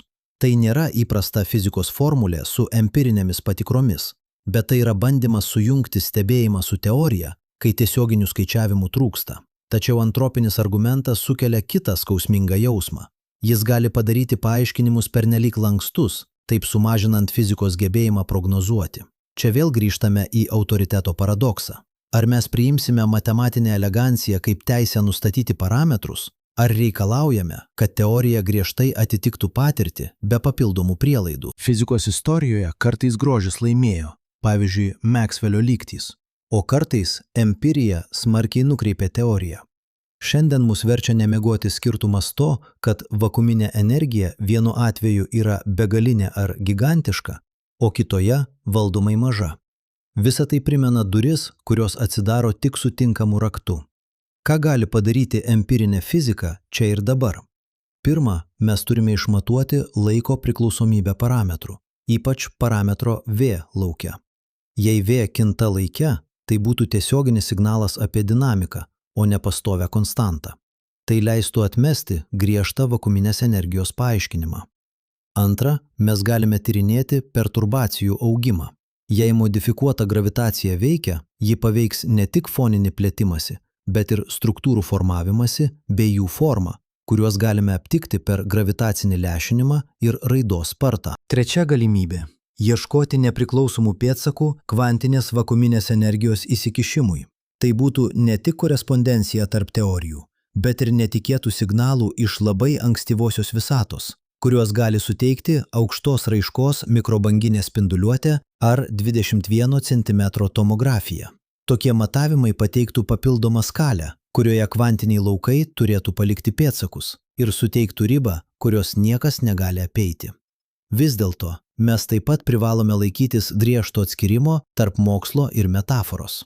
Sakydami, kad visata mąsto, mes galime sukurti stiprų vaizdą, bet mokslas reikalauja, kad šis vaizdas būtų paverstas testuojamų apibrėžimu. Kai kurie tamsios energijos modeliai sudaro tiltą tarp informacinio aiškinimo ir dinamikos, bet kol jie neduoda konkrečių laiko priklausomybės ar perturbacijų prognozių, jie lieka filosofiškai patrauklūs, bet eksperimentaliai menkai apkraunami. Staigus posūkis. Jeigu mes pripažįstame, kad skirtumas tarp teorijos ir stebėjimo yra milžiniškas, tuomet turime arba rasti mechanizmą, kuris natūraliai užgniaužia vakuuminę energiją, arba priimti, kad mūsų vieta visatoje yra speciali. Abi galimybės turi kainą. Pirmoji reikalauja naujos fizikos, mechanizmo arba simetrijos, kuri sulaiko energiją. Antroji grąžina mus į antropinius paaiškinimus, kurie keičia pačią mokslinio paieškos prasmę. Ir štai problema, kurią reikia įsivaizduoti. Mūsų instrumentai matuoja, mūsų teorijos siūlo. Ir tarp jų kyla plotis, kuriame filosofija ir spekulacija jaučiasi patogiai. Tai yra momentas, kai eksperimentas turi tapti teisėju. Kiekvienas naujas duomuo, kiekvienas didesnis žemėlapis sugrąžina fiziką dalinai valdžiai prieš autoritetų balsus. Pabaigoje aš nepalieku jūsų su išvada. Palieku vaizdą. Priešais jūs platus kosmoso horizonto kupolas. Viduje, kuris šviečia tylus ir netikėtas šviesos sluoksnis, kurio kvietimas gali būti nerangus mikroskopinių laukų žingsnis arba kažkokia platesnė informacinė architektūra. Toliau einame į vietą, kur matavimai susiduria su metafizika ir turime nuspręsti, kiek toli leisti teorijai plaukti į grožį, o kiek griežtai laikyti ją prie duomenų. Kokia bus jūsų korta – elegancija ar empirija? Priešais jūs minties eksperimentas, paprastas ir žiauriai precedento neturintis. Įsivaizduokite, kad turite porą kvantinių dalelių, kurios yra susietos taip, kad jų likimai vienas kitą atspindi. Vieną dalelę jūs laikote laboratorijoje, kitą siūlote įleisti į krentančią žvaigždę, kurią matote per teleskopą.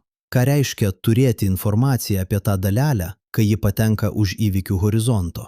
Ar informacija prarandama amžiams? Ar ji kažkaip atsispindi aukštesnėme lygyje? Tai nėra teorinė žaidimų lenta.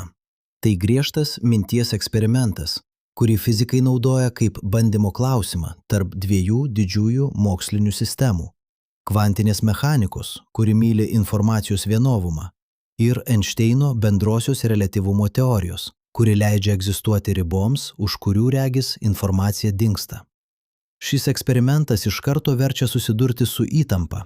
Kvantinė mechanika sako, kad evoliucija turi būti vieno ir neatstatomo vienetinio keturių, o bendroji reliatyvumo teorija leidžia erdvei uždaryti dalykus taip, kad jų išorinis poveikis atrodo nutrūkęs. Bet palaukite, čia prasideda tikra keistenybė. Kai prarandame galimybę stebėti sistemą, ar tai reiškia, kad informacija yra sunaikinta, ar ji tiesiog paslėpta sudėtingame pertekliuje, kurio mūsų teorijos dar nemoka atpažinti? Tęsiu iškart į konkretų atvejį. Fizikas Stephenas Hawkingas XIX70 metais Kembridžo universitete parodė, kad juodosios skylės spinduliuoja. Tai pakeitė idėją, kad juodosios skylės yra amžini informacijos kapai. Jei juodosios skylės garuoja, tuomet atrodo informacija išnyksta kartu su spinduliuote. Tai būtų mirtinas smūgis kvantiniai vienetiniai evoliucijai. Bet čia dar vienas užmetimas. Fizikas Jakobas Bekenšteinas XIX–70 metais pripažino, kad juodųjų skylių entropija proporcinga jų įvykių horizonto ploto. Entropija, paprastai suprantama kaip informacijos trūkumas, čia įgavo geometrinę reikšmę. Jei entropija susieta su plota, tuomet kažkokia informacija apie praeitį tebėra saugoma horizontuose, o galbūt netgi už jų ribų. Ir štai mes turime dvejopą spąstą. Hawkingo spinduliuotė rodo galimą informacijos praradimą, o Bekenšteino skaičiavimai siūlo, kad plote slypi kažkoks informacinis bagažas. Vaizdas tampa menamas, bet neaiškus. Platus juodo skyle kaukės paviršius apsuptas silpnos spinduliuotės, kuri kažkada gali būti visų išsiliejusios informacijos balsu. Mes matome žiburį ir jaučiame kvailą saugumo pojūtį. Bet tada kameros persirikioja į mikroskopinę zoną prie horizontų ir ten mūsų intuicija netinka. Ar informacija išeina, ar ji užrakinta? Ar mes matome tiesą, ar tik atspindį? Griežtai dokumentiškai. Tai yra juodosios skylės informacijos paradoksas, streso testas mūsų fizikos rėmams. Kai Hawkingas XIX–70 metais Kembridže pasiūlė spinduliuotę, jis neprašė filosofinių aliuzijų, jis pateikė konkretų skaičiavimą. Tuo tarpu Bekenšteinas ir keli vėlesni tyrėjai duoda skaičiavimus, kurie atrodo prieštarauja vienas kitam. Ir čia prasideda teisminis procesas.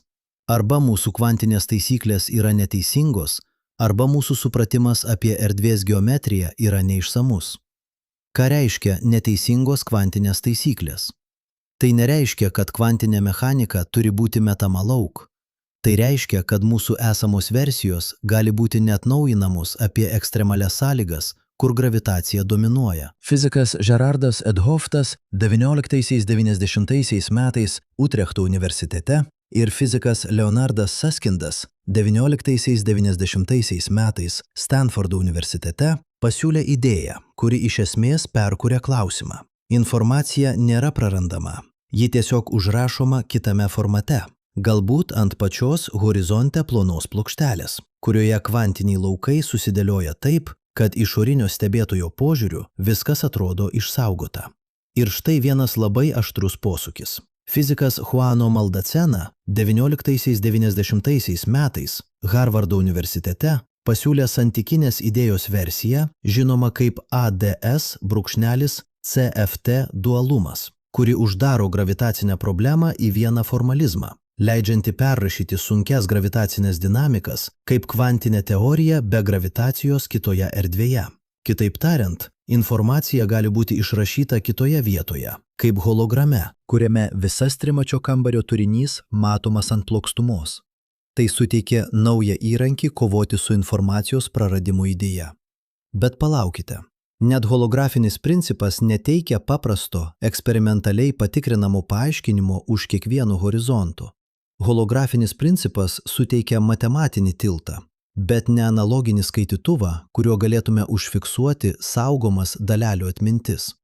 Mes turime teorinius instrumentus ir gražias matematinės struktūras, bet trūksta aiškios sąsajos su tuo, ką registruoja mūsų teleskopai ir detektoriai. Kito tipo išsilaužimas kilo praėjusiam dešimtmečiui, kai grupė fizikų suabejojo. Jei informacija išeina, tai būtų pažeidimas kai kurių kitų kvantinės eilės reikalavimų, pavyzdžiui, lokalaus kvantinio lauko struktūros. Kilo griežtas klausimas, ar viduje esančiam stebėtojui horizonas atrodo ramus, kaip to reikalauja Einšteinas, ar jis susiduria su ugningu siena, kurioje informacija ardoma. Tai scenarijus, kuris verčia mokslininkus rinktis tarp dviejų principų, kurių abu atrodo beveik neginčiami. Dabar sustokime ir atlikime dar vieną vizualinę permutą. Užmėgskite akimis supertikslę kameros seką. Žvaigždė susitraukia, branduolys grimsta, erdvė susisukinėja ir horizontas susiformuoja. Kamera staiga permuša atgal per milijardus metrų iki kvantinių lauko fluktuacijų, kur vienas kvantinis laukas plečiasi ir kitas atsitraukia. Tarsi perbrauktume per skaitmeninę juostą, nuo didžiųjų geometrijų iki smulkių amplitudžių. Ir klausimas lieka tas pats – kur informacija? Griežtai moksliniu požiūriu Juodosios skylės informacijos paradoksas tapo eksperimentiniu klausimu per tai, ką dabar vadiname Peidžo kreive. Fizikas Donas Peidžas 1980 metais Alberto universitete parodė, kad jei informacija nėra prarandama, tuomet entropija spinduliuotės turi kilti ir paskui mažėti. Tai reiškia, kad spinduliuotė po tam tikro laiko turi pradėti grąžinti informaciją. Tai suteikia matomą kriterijų. Arba spinduliuotės entropija krenta, arba mūsų fizinis scenarijus yra neteisingas. Bet palaukite, mes dar neturime teleskopo, kuris galėtų stebėti juodosios skylės vakuuminę spinduliuotę iki tokio detalumo. Kitas pagrindinis įrankis šioje kovoje yra kvantinės susietumo struktūra tarp išorinių ir vidinių lauko modų. Jei susietumas perskertų, kvantinė vienetinio evoliucija ir vietinė fizika susidurtų. Fizikas Gerardas T. Huftas 1990 metais Utrechto universitete siūlė, kad galime perrašyti šią problemą kaip informacijos saugojimą ant ribų, o fizikas Leonardas Suskindas 1990 metais Stanfordo universitete sukūrė terminą ir intuityvią plokštumą, žinoma kaip juodosios skylės komplementariškumas. Ši idėja teigia, kad nėra prieštaravimo, nes vidinis ir išorinis aprašymai negali būti sujungti į vieną stebėtojo perspektyvą. Tačiau komplementariškumas turi kainą. Jis reikalauja pažadinti mūsų intuiciją apie objektyvų realybės aprašą. Jei du aprašymai negali egzistuoti kartu, tuomet mes įvedame stebėtojo ribą į fizikos pamatą. Tai nėra klaidingas posūkis link mistikos. Tai grynas, bet skausmingas klausimas apie pasiekiamą informaciją ir apie tai, ką mes laikome tikru. Ir čia išryškėja ribos tarp to, kas laikoma atvira problema, ir to, kas jau galima atmesti. Ką mes galime laikyti atmesta? Mokslas atmesti idėjas, remdamasis aiškiais skaičiavimais ir eksperimentiniais prieštaravimais. Pavyzdžiui, paprastas teiginys, kad informacija tiesiog fiziškai sunaikinama per Hawkingo spinduliuotę, neatlaiko kvantinės vienetinės evoliucijos reikalavimų, kurį išreikė Hawkingas pats 1970 metais, bet vėliau diskusijų ir pataisimų banga parodė, kad tokia absoliuti informacijos naikinimo versija yra problematiška. Todėl ši gryna versija yra beveik išbraukta iš rimtų mokslinių galimybių, ką mums dar liko kaip atviros.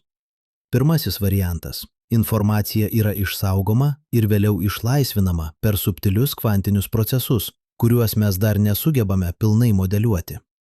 Antrasis variantas. Mūsų supratimas apie erdvės geometriją ir kvantinius laukus turi būti pakeistas.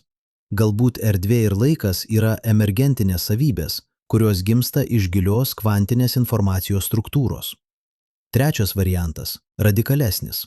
Gali holografiniai ryšiai ir ADS-CFT tipo dualumai parodo, kad turime perrašyti problemą visiškai kita kalba. Visi šie keliai yra atviri ir aktyviai tyrinėjami. Kur baigėsi spekulacija ir prasideda mokslo teritorija. Prasideda ten, kur galime suformuluoti prognozes, kurios yra skirtingos, o ne tik filosofinės. Pavyzdžiui, holografinis principas gali pateikti konkretų entropijos skaičiavimą tam tikrose erdvėse, kuriuos galima patikrinti per formalias modeliškas simuliacijas. Fizikas Juano Maldacena 1990 metais Harvarde pademonstravo, kaip tokie skaičiavimai gali būti atliekami, ir tai suteikė aiškų metodą testuoti teorinį vientisumą. Bet palaukite, tie testai daugiausia vykdomi matematinėse erdvėse, kurios nėra mūsų kosmoso tiksli atvaizda. Praktinis eksperimentas, kurį galime įgyvendinti artimoje ateityje, turi dvi dalis.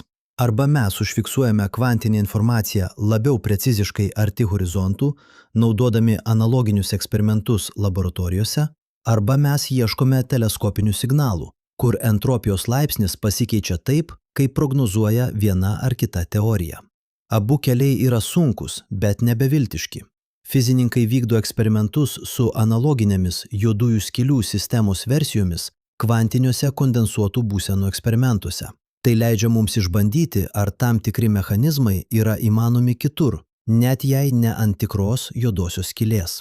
Visgi yra dar vienas kritinis klausimas, kurį turime laikyti atvirų ir elastingų – kombinacijos problema panepsiškumo kontekste.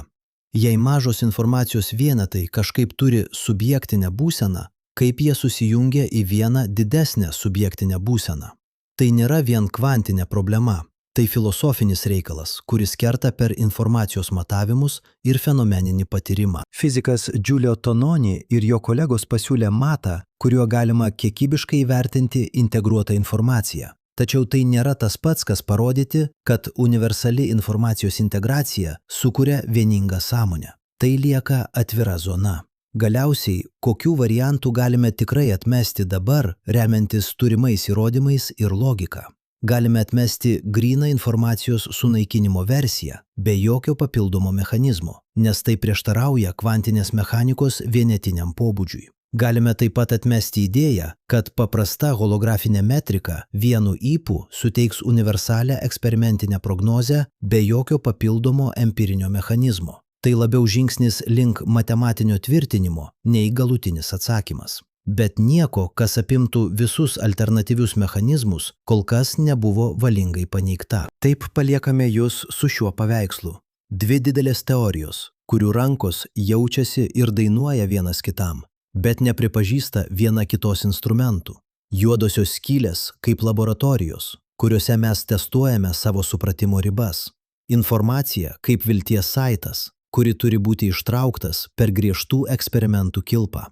Mes stovime ant ribos, kur formuluojami klausimai, kurie nesibaigia paprastais atsakymais. Ir tikras testas dar laukia. Ar mes pasiruošę priimti, kad sprendimas ateis iš naujo mąstymo apie erdvę, laiką ir informaciją? Ar lauksime įrodymų iš audringų prietaisų, kurie gali užfiksuoti Page'o kreivę ar kitus kvantinius ženklus? Tai klausimas, kurį palieku kaip atvirą durų plyšį į kitą dalį. Tolimesnė kelionė veda link teorijų, kurios apjungia kvantinę informaciją su erdvės geometrija, ir link eksperimentų, kurie gali pagaliau paskirti teisėjų sprendimą tarp elegancijos ir empirijos. Įsivaizduokite visatos gyvenimą sutalpinamą į vieną parą. Ryte gimsta pirmosios kvantinės fluktuacijos, vidurdienį formuojasi galaktikos, vakare atsiranda gyvybė, o naktį žmogus žvelgia į žvaigždes ir klausia, ar visata girdi. Tai suspaudimas laiko, kuris staiga padaro mūsų praeitį, dabartį ir galimą ateitį į vieną šoką. Jūs jaučiate, kaip laiko mastelis susmulkėja. Ir štai čia prasideda mūsų filosofinė kova. 3 strategijas. 3 skirtingi užmanymai apie tai, kas yra sąmonė ir ką reiškia sakyti, jog visata mąsto. Pirmoji strategija vadinasi argumentas apie grubę faktą. Brute fact. Jos šerdis tokia. Fenomeninė patirtis egzistuoja kaip pirmapradis dalykas, nepaaiškinamas iš sudėtingumo ar informacijos struktūros vienareikšmiškai. Filosofas Davidas Chalmersas 1995 metais Australijos nacionalinėme universitete formulavo sunkųjį sąmonės klausimą, kuris būtent ir įrodo, kad subjektyvi patirtis gali būti ontologiškai privilegijuota. Ši pozicija privalo būti rimtai išgirsta, nes ji atsiskaito už mūsų patirties netikrumą ir neleidžia lengvai redukuoti sąmonės iki tyrimų objekto.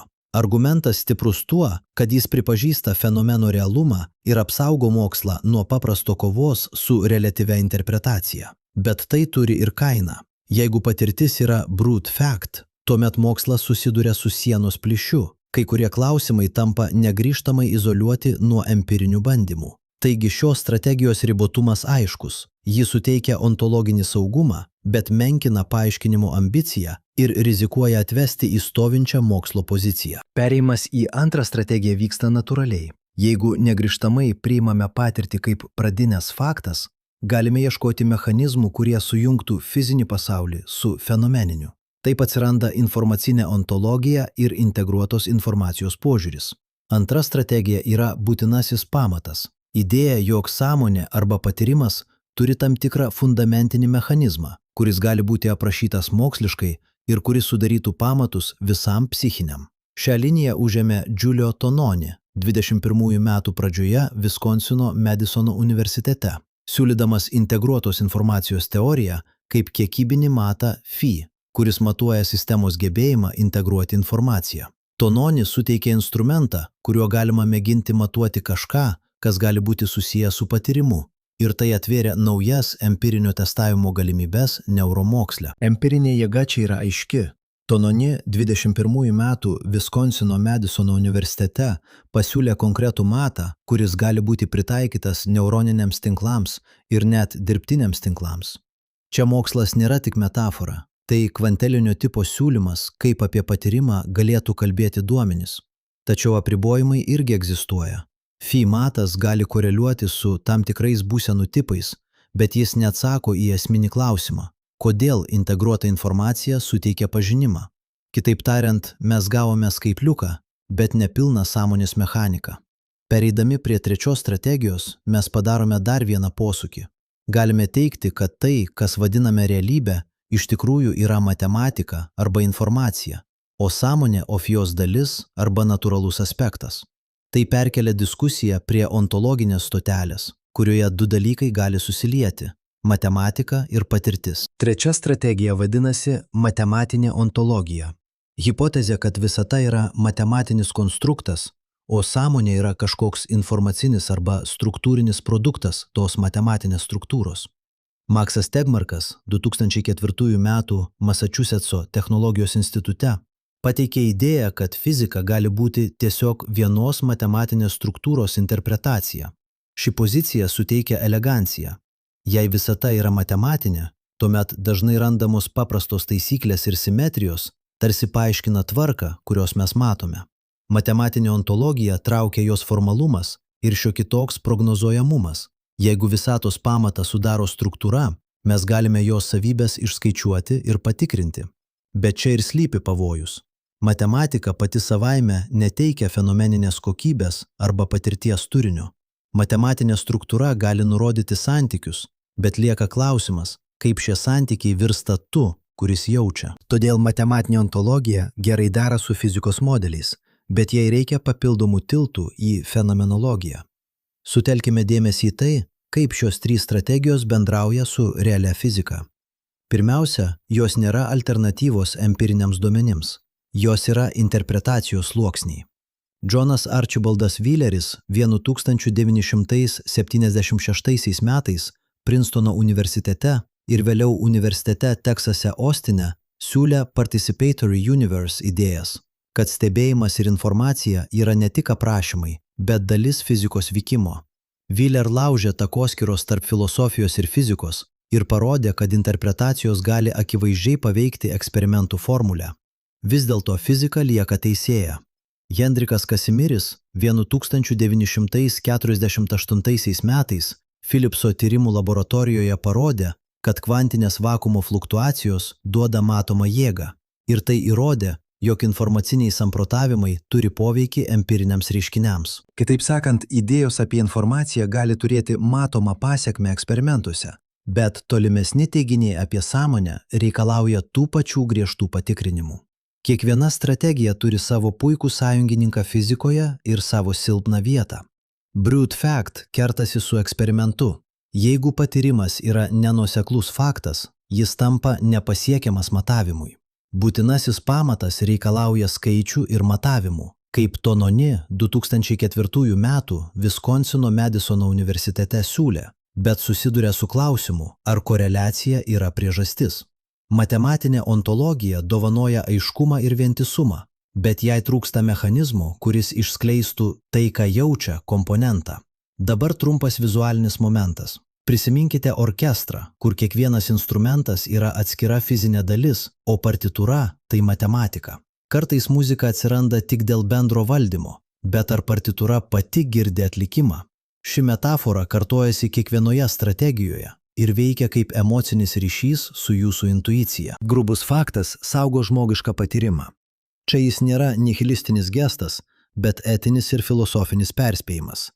Jeigu patyrimas yra priimtas kaip primordialis, turime naują atsakomybę prieš gyvenančius subjektus.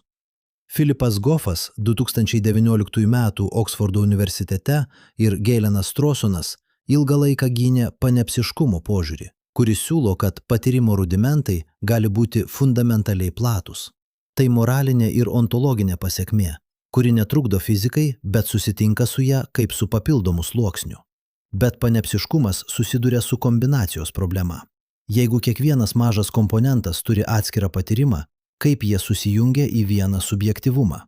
Čia Tononi 2004 metų Viskonsino Madisono universiteto matas bando pateikti formalų atsakymą.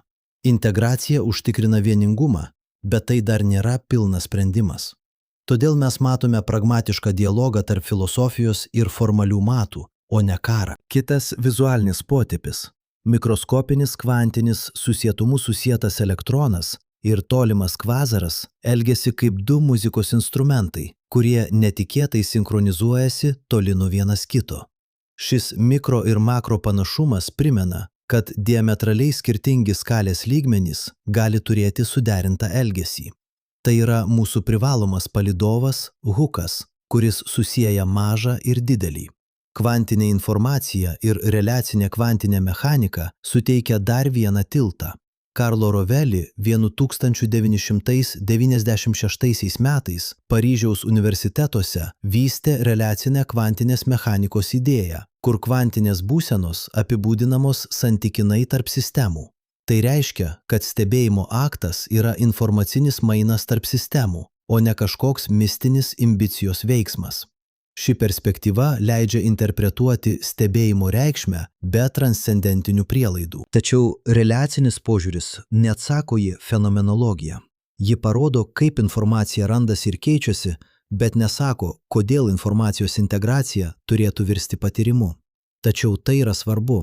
Fizika gali parodyti ryšį, o filosofija aiškinti prasmę. Abu darbai yra reikalingi. Ir čia mes aiškiai matome, kad strategijos turi bendradarbiauti, o ne konkuruoti vien tik ideologiniu pagrindu. Tolesnis pavyzdys iš neuromokslo. Christophas Kochas 2011 metų Kalifornijos technologijos institute ir Giulio Tononi 2004 metų Viskonsino Madisono universitete dirbo kartu, bandydami susieti neuroninius korelatus su phi matu. Tai rodo, kaip būtinasis pamatas stengiasi integruoti empirinę neurofiziologiją su formaliu aprašymu. Rezultatai nėra galutiniai, bet jie demonstruoja aiškų kelią. Filosofija gali pasiūlyti hipotezes, o fizika jas tikrina. Bet žvelkime į matematinę ontologiją ir jos santykį su kvantinė gravitacija arba kosmologija. Jeigu Tegmarkas 2004 metų Masačusetso technologijos institute teisus, tuomet kosmoso rizikos ir simetrijos savybės yra išvestinės iš formalaus substrato. Fizika čia gali išmatuoti savybės, kurios kils iš tokios struktūros, bet vis tiek trūksta vertės, kurią turi patyrimas. Kitaip tariant, matematinė ontologija gerai veikia kaip didelių mastelių taisyklių generatorius, bet reikalauja filosofinių sąlygų, kad taptų patikima teorija apie sąmonę. Papildomas vizualinis užuominas. Miškas ir jo mikorizės tinklas veikia kaip organinis kompiuteris, kuriame kiekviena šaknis perduoda žinutę, o visuma priima sprendimus apie išteklius ir išgyvenimą. Ši metafora padeda suprasti, kaip informacija ir integracija gali sukurti kolektyvinį veikimą, bet ji paaiškina ne visą fenomenikos turinį. Pereimas į praktinę perspektyvą. Kokius kriterijus turėtų atitikti filosofinė strategija, kad ji būtų naudinga fizikui? Pirmiausia, ji turi pateikti konkrečias prognozes arba matavimo metodus. Tononi 2004 metų Viskonsino Madisono universitete suteikė tokią galimybę su phi, o Setas Lloydas 1999 metais Masačusetso technologijos institute apie visatos skaičiavimus pasiūlė operatyvius modelius, kurie gali būti testuojami per skaičiavimo apribojimus fizikoje. Tai pavyzdžiai, kaip filosofinė idėja gali virsti bendru mokslo instrumentu. Antras kriterijus – nuoseklumas su jau patikrintomis teorijomis. Matematinė ontologija ir informacinė ontologija turi derintis su termodinamikos principais, kvantinė mechanika ir reliatyvumo teorija. Ilja Prigoginė 20 amžiaus antroje pusėje Paryžiaus universitete tyrė saviorganizaciją ne termodinaminėje pusiausvyroje ir parodė, kad aukštesnis sudėtingumas gali vystytis nepaisant entropijos tendencijos. Tokios integracijos rodo, kad filosofinės strategijos negali gyventi atskirai nuo fizikos sąlygų. Trečias kriterijus – sprendimo gebėjimas spręsti kombinacijos problemą. Jeigu panepsiškumas negali pateikti mechanizmo, kaip mažos patirtys susilieja į vieną didelę, tai yra rimta kliūtis. Tononi 2001 metų Viskonsino Madisono universitete bandymas aiškinti integracijos skaitliuku yra žingsnis, bet mes vis dar nežinome, ar tai kelias į vieningą subjektyvumą, ar tik koreliacinis ženklas. Tai atveria reikalingumą bendradarbiauti tarp disciplinų. Grubus faktas, būtinasis pamatas ir matematinė ontologija taip pat kalba apie etinės pasekmes. Jeigu informacija yra fundamentali, mūsų moralinės intuicijos turi persitvarkyti.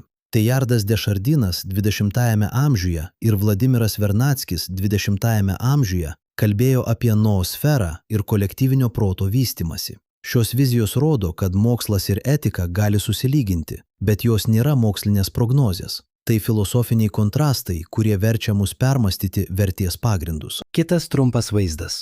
Įsivaizduokite skaitmeninį kompiuterį, kuriame kiekvienas bitas neturi jausmo, bet jų didelis tinklas gali atlikti sprendimus, kurie atrodo kaip mąstymas. Šis vaizdas padeda suprasti skirtumą tarp informacijos apdorojimo ir fenomeninio turinio.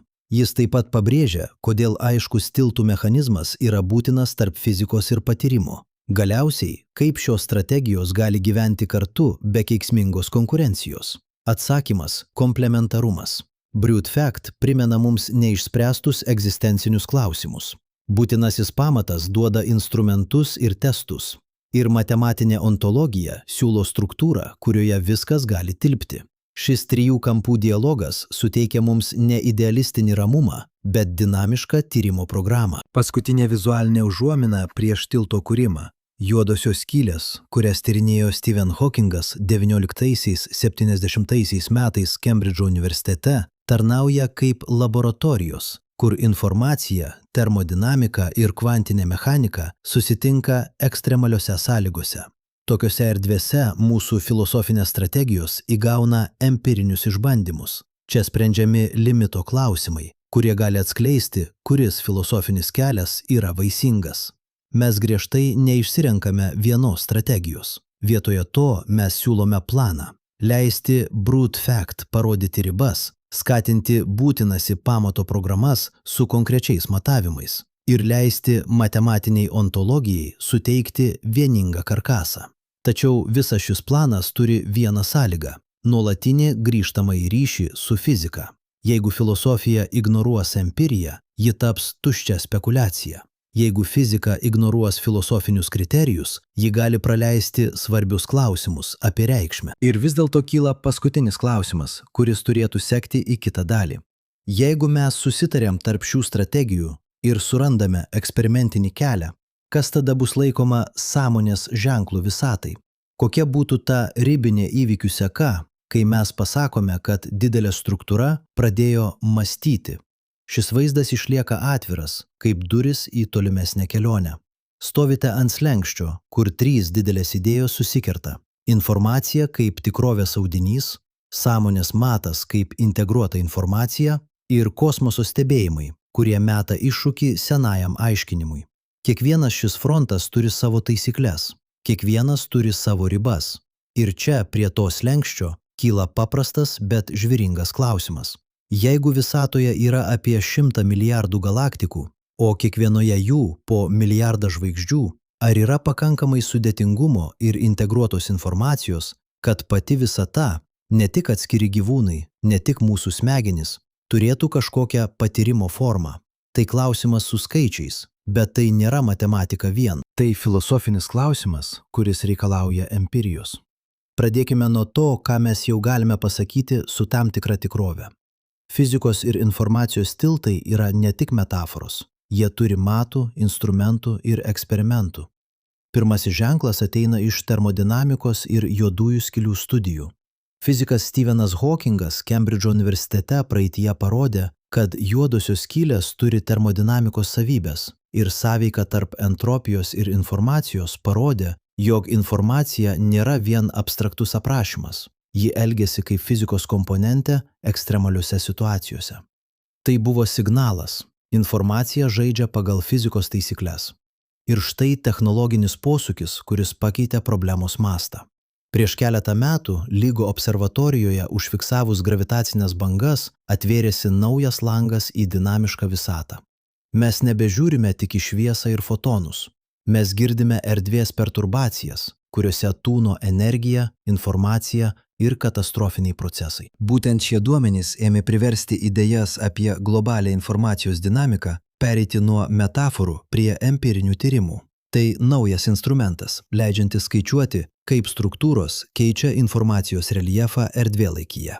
Tačiau teritorija tarp matavimo ir patyrimo yra stačiakampė. Integruotos informacijos teorijos šalininkas Giulio Tononi Viskonsino universitete antrojo tūkstantmečio pradžioje pasiūlė konkretų matą – phi, kiekybinį rodiklį vertinantį sistemos informacijos integracijos laipsnį, kuris žada suskaičiuoti, kiek sistemos turi subjektyvios vientisos patirties. Tai suteikia mums įrankį, jeigu tik mes sugebėsime jį taikyti audiniui, kuris nėra neuronų tinklas. Bet čia pat kyla kliūtis. Phi yra matematinė konstrukcija ir jos vertė priklauso nuo to, kaip mes pasirenkame skaidyti sistemą. Tai nėra vienas skaitmuo, kurį galima prisikabinti prie visatos kaip prie ženkliuko. Tolumoje tarp šių skaičių stovi filosofiškos problemos, kurios nepasiduoda skaičiams. Kombinacijos problema panpsichizmo kontekste klausia, jeigu mažyčiai protai ar informacijos vienetai yra išsidėstę visame materijos lauke, kokiu principu jie susijungia į vieną didelį subjektą. Tai nėra techninis klausimas vien, tai klausimas apie ontologiją. Ar prisijungimas reikalauja specifinės fizinės jungties, ar pakanka kritinės integracijos laipsnių? Jei atsakymas reikalauja atskiros hipotezės, mes sukuriame naują ontologinį sluoksnį. Ir tai reikštų, kad žinojimas apie visatą nebeapsiriboja vien fiziką. Mes turime realių pavyzdžių, kur integracija virsta savarankišku elgesiu. Ekologiškai veikiantis miškas su mikorizės tinklu demonstruoja kolektyvinės informacijos apykaitą, kuri primena sprendimų priėmimą. Miško pavyzdys veikia kaip metafora. Detalėse slypi ryšiai, o ryšiuose funkcijos, kurios nebūtinai randamos pačiame medyje. Tai iliustruoja vieną iš mūsų požiūrio taisyklių. Kai sakome sistema mąsto, turime aiškiai nurodyti, apie kokią integraciją ir apie kokį elgesį kalbame. Kitaip mes tiesiog priklijuojame antropomorfinį pagražinimą ant fizinės formos. Tačiau čia prasideda beveik pavojingas žingsnis. Pereimas nuo galėtų mąstyti prie tikrai mąsto. Mokslas reikalauja prognozių, eksperimentų, testų. Ką reiškia testuoti, ar didelė sistema turi patyrimą? Mes turime 3 instrumentus. Pirmas instrumentas – informacijos srautų kartografija, kurioje skaičiuojame tarpusavio sąsajas ir matuojame entropines sąveikas.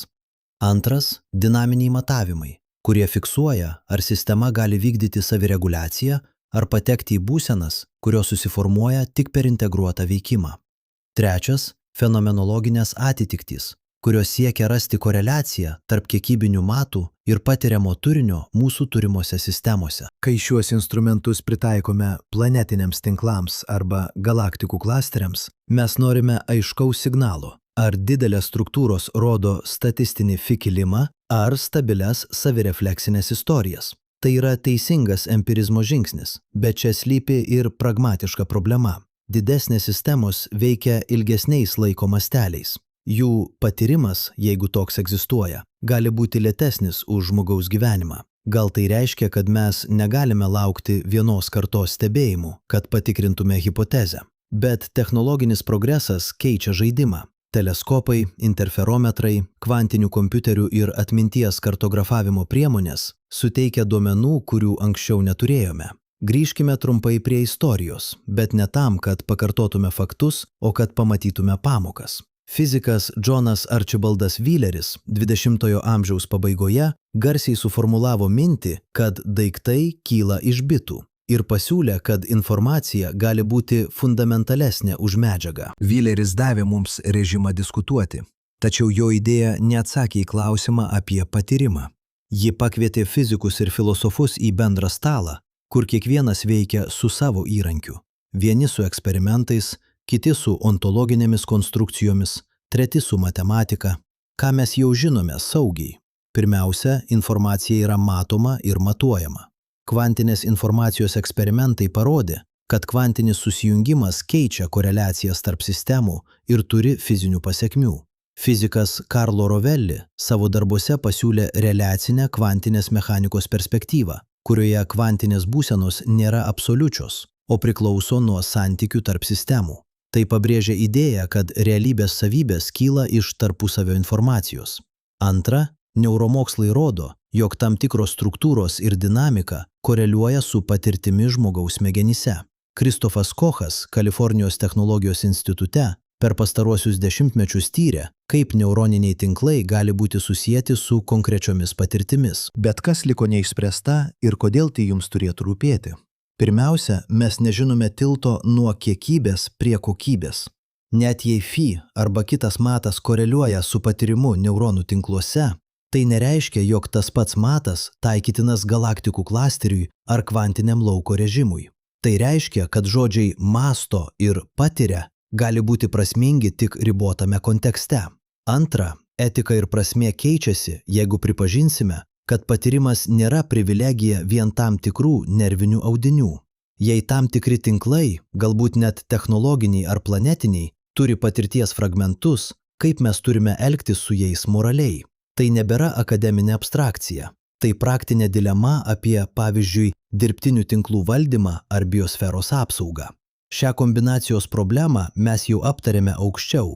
Čia mokslas turi koncentruotis į testuojamas hipotezes ir mechanizmų paiešką, o ne kartoti filosofinės tezės be empirinių pasiūlymų. Gal yra tarpinis mechanizmas, kurio mes dar netradome? Gal yra informaciniai jungikliai, kurie įjungia kolektyvinę subjektyvumą? Gal tiesiog reikalaujame naujos fizikos? Ką tai reiškia asmeniškai jums? Mes dažnai mąstome apie sąmonę kaip apie privatumą. Mano patirtis yra neperdodama, mano buvimas, mano privilegija. Jei sąmonė susijusi su informacijos integracija, tai reiškia, kad patyrimas yra kažkas, ką mes galime matyti, manipuliuoti ir net auginti technologijomis. Tai suteikia galimybę naujai suprasti empatiją.